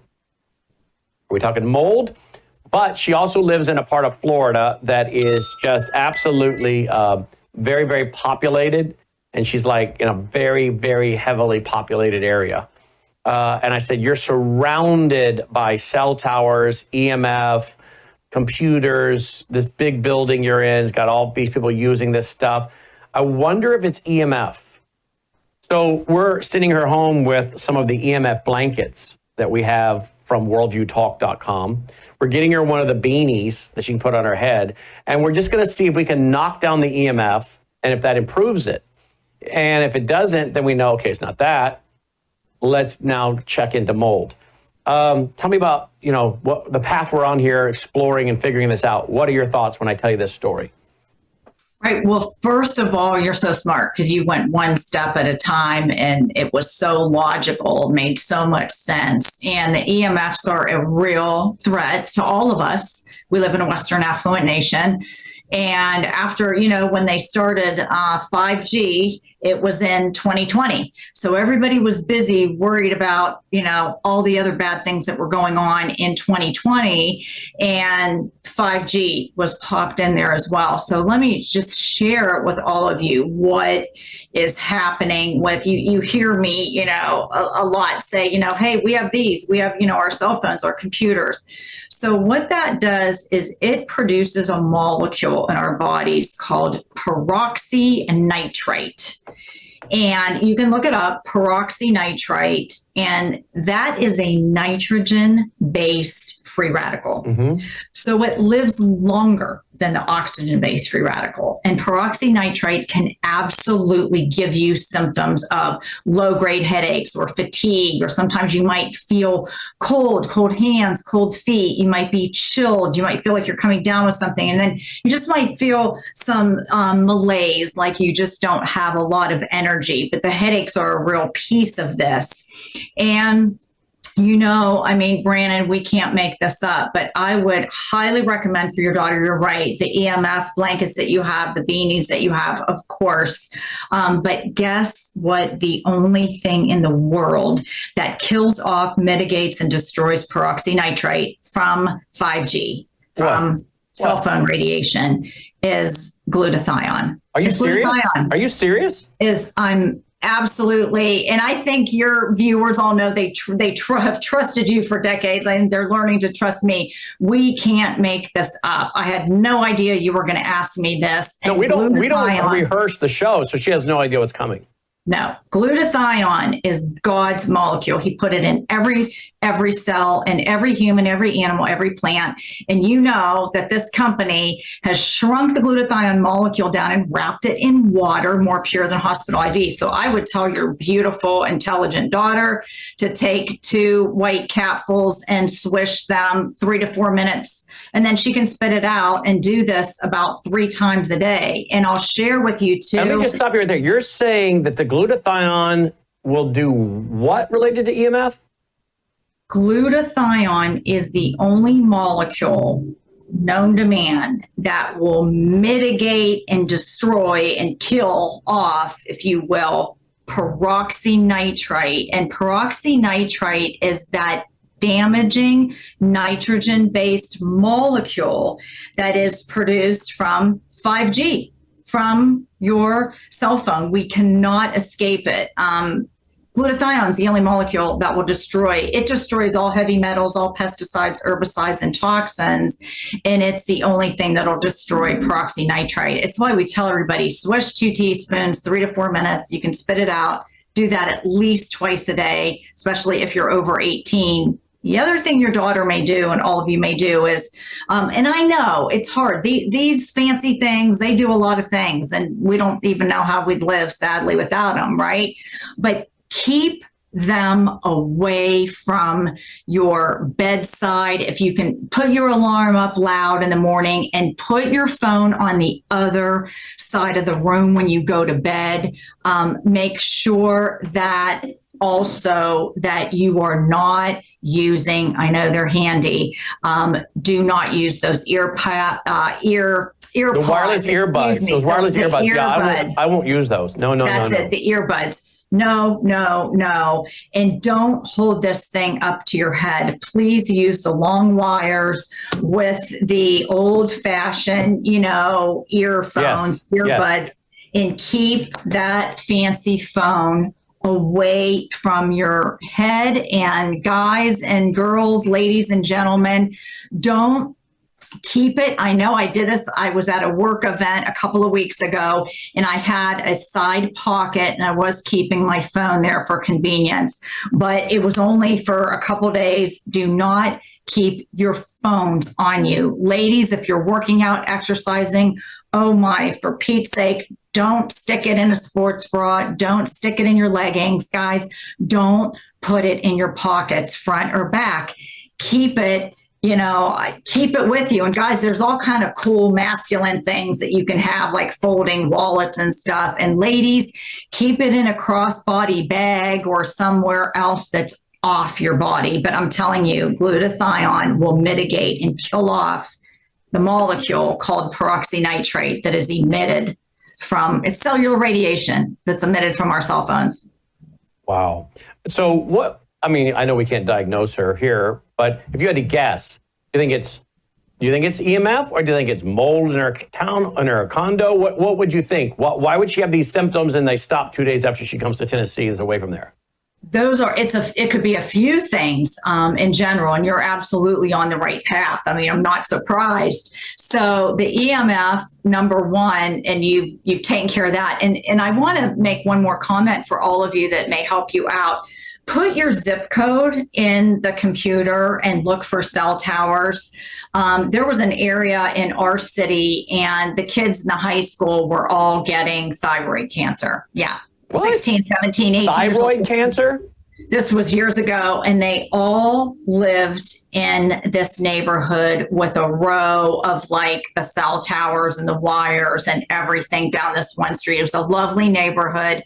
All these kids lived in that particular neighborhood. So take a look at your zip code and see how many cell towers are in your area. Don't panic. We always think positive, right? God gives us the wisdom. So absolutely positively swish more often. I know a doctor who has their entire staff, because her office is in a major area, sounds like your daughter too, in a big, busy city where there's loads of cell towers. She just gets the glutathione, and actually the red bottles for doctors, and I'll tell you about this in a minute, it's the same exact thing.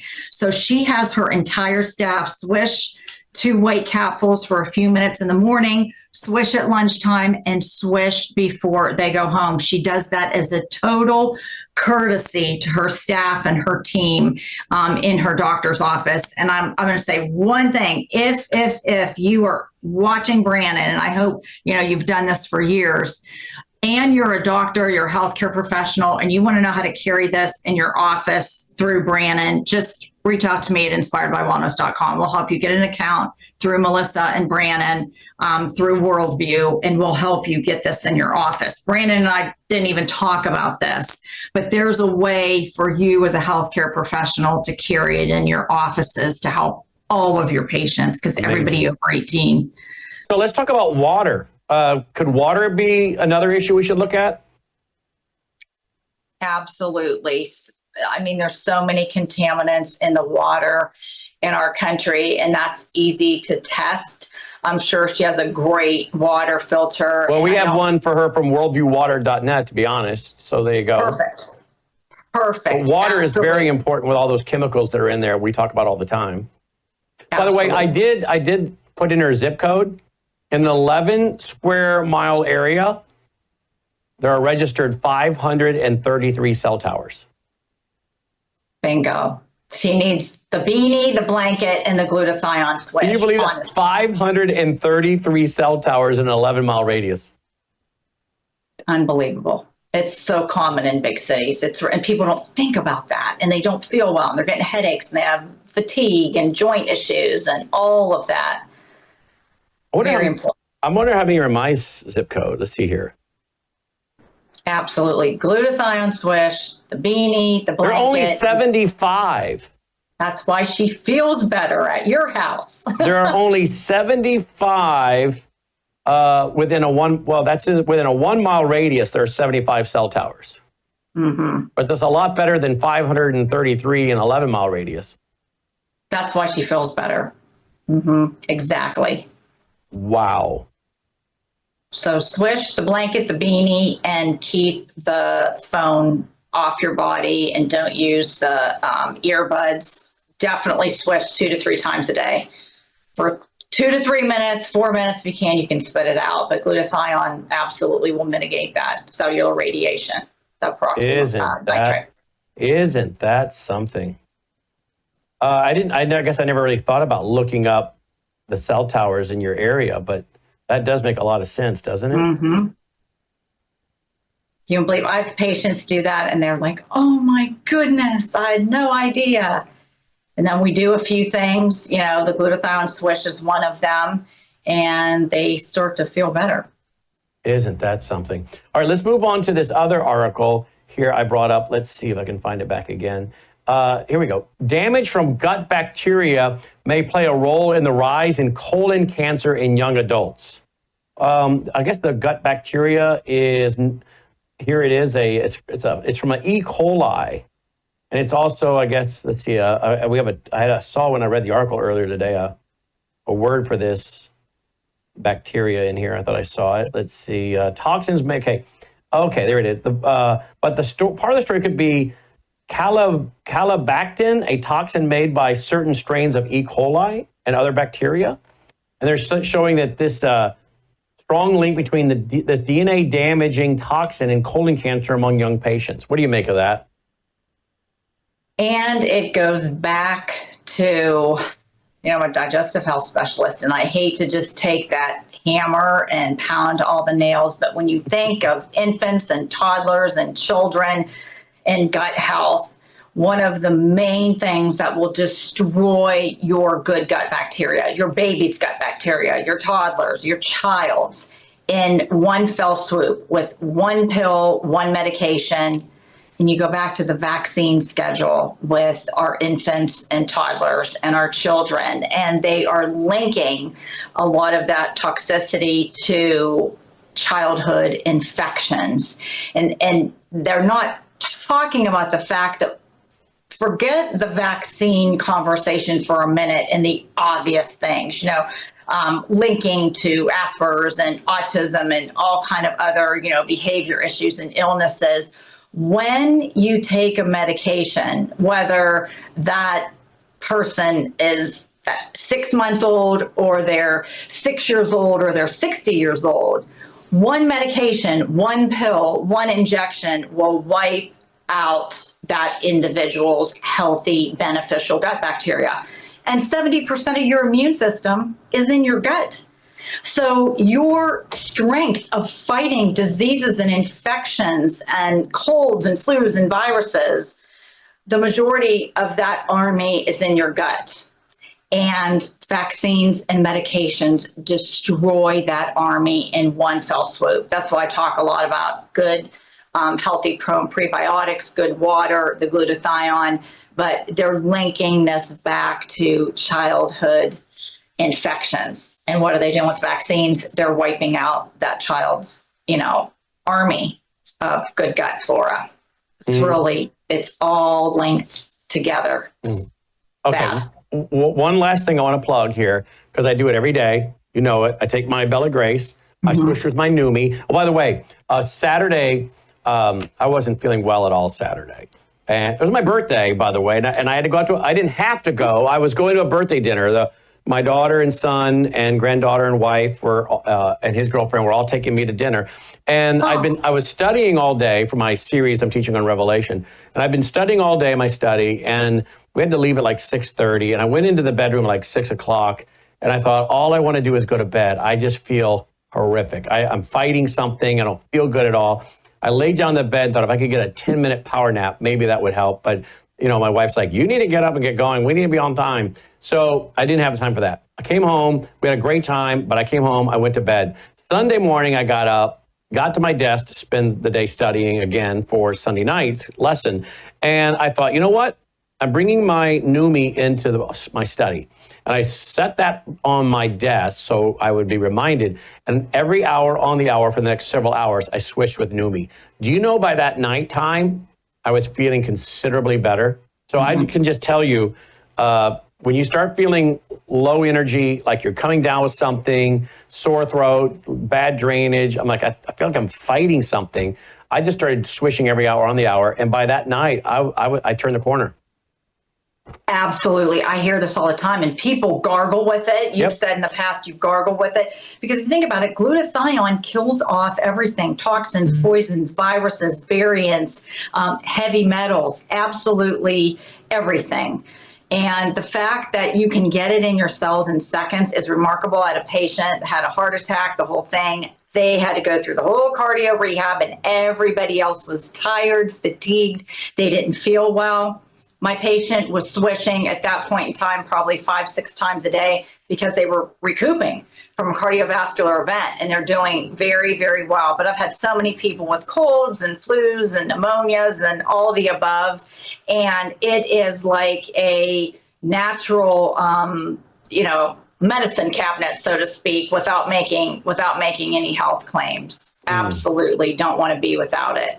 So anyway, you see me take this every day on air, folks, because I do the Numi, I do the Bella Grace, and I do the Gatatana. So in closing, I'm just going to plug this because I do this every day. I put a half a scoop on Dolly's food every morning. And I believe in this because I've seen the science behind it. You guys have shown it to me. Tom Hunter, what he was up to. Now, Tom Harper. And now Dave Hunter. So, right? I got the names right? You did. Absolutely. So I believe in this big time because it goes to the cellular level. So I just want to promote everybody to do what we do. Get your Bella Grace, get your Numi, get your Gatatana. They work really well together, the three, at melissahousegpa.com. Any closing comment? Well, the Gatatana, really quickly, it's God's single-cell microscopic plant food. And I get this question a lot, like, oh my gosh, can I give it to my kids? Can I give it to my teenagers? And we legally have to say, everything over 18.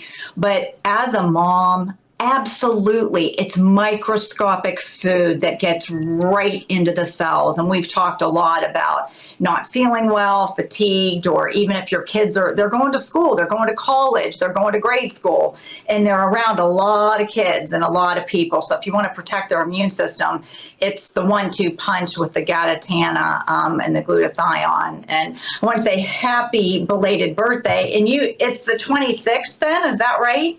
April 26th, correct. You probably know this. You share with Melania Trump. With our elegant first lady. I do. So how perfect. I do. I think she's a year younger than I am. Well, two great people. I think she was born in 1970. I think she's 1 year younger than I am. So there you go. Well, thank you. Well, as always, inspiredbywellness.com. We always appreciate our weekly visits with you, Dr. Lana. Thank you. I do too. Dr. Lana, checking in, folks. And you can go to worldviewtube.com/sponsors, find out all about how to get your Gatatana and your Bella Grace and your Numi. It's all there at worldviewtube.com/sponsors. All right. All right. Before we go tonight, one last visit from Cayman before she heads back to her state where she lives. All right. Come over here to Brandpaw. Let's not have a repeat of Saturday night at dinner. The leaky diaper. But there you go. Look how cute. I love your pink outfit. You're getting kind of comfortable here in the studio, aren't you? Yeah. Can you wave goodbye to everybody? Wave goodbye. Oh, you want some Bella Grace? Well, maybe one day. Not yet. Not yet. Can you wave? Can you wave? Here, stand up here. Whoop. Oh, yeah. Look at that. You're waving. Yes. Ooh, you see yourself up there? Yeah. Yeah. Have you enjoyed your trip here to Tennessee? Huh? You like hanging with Brandpaw? We watched some wheels on the bus go round and round. Here, you need that, Mr. Duck?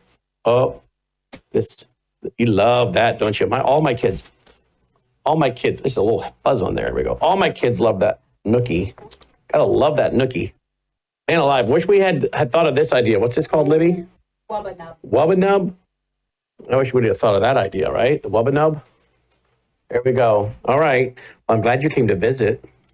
We hate to see you leave, but you'll be back soon, won't you? Because we got a 1-year-old birthday party to celebrate coming up, what, July 8th? Huh? July 8th. It's going to be a 4th of July theme, your mother says, huh? One American girl. That's what you're going for? Well, that'll work.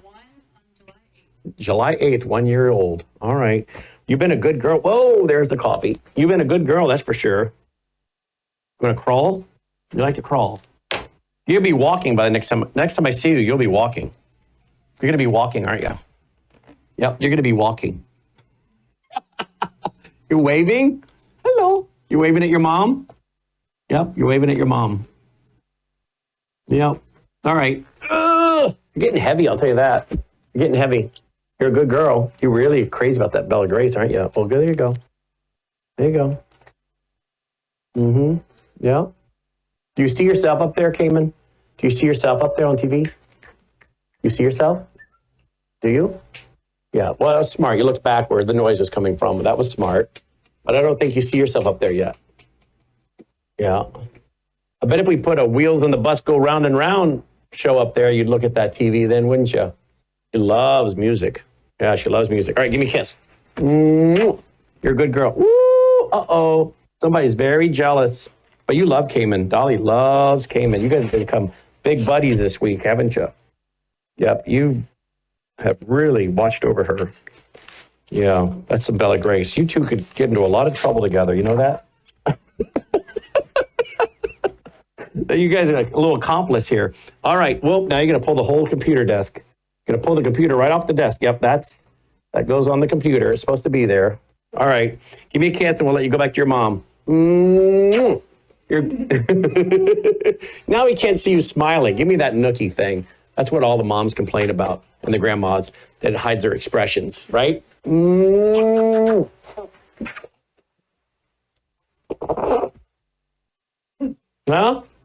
can you show me your pretty smile?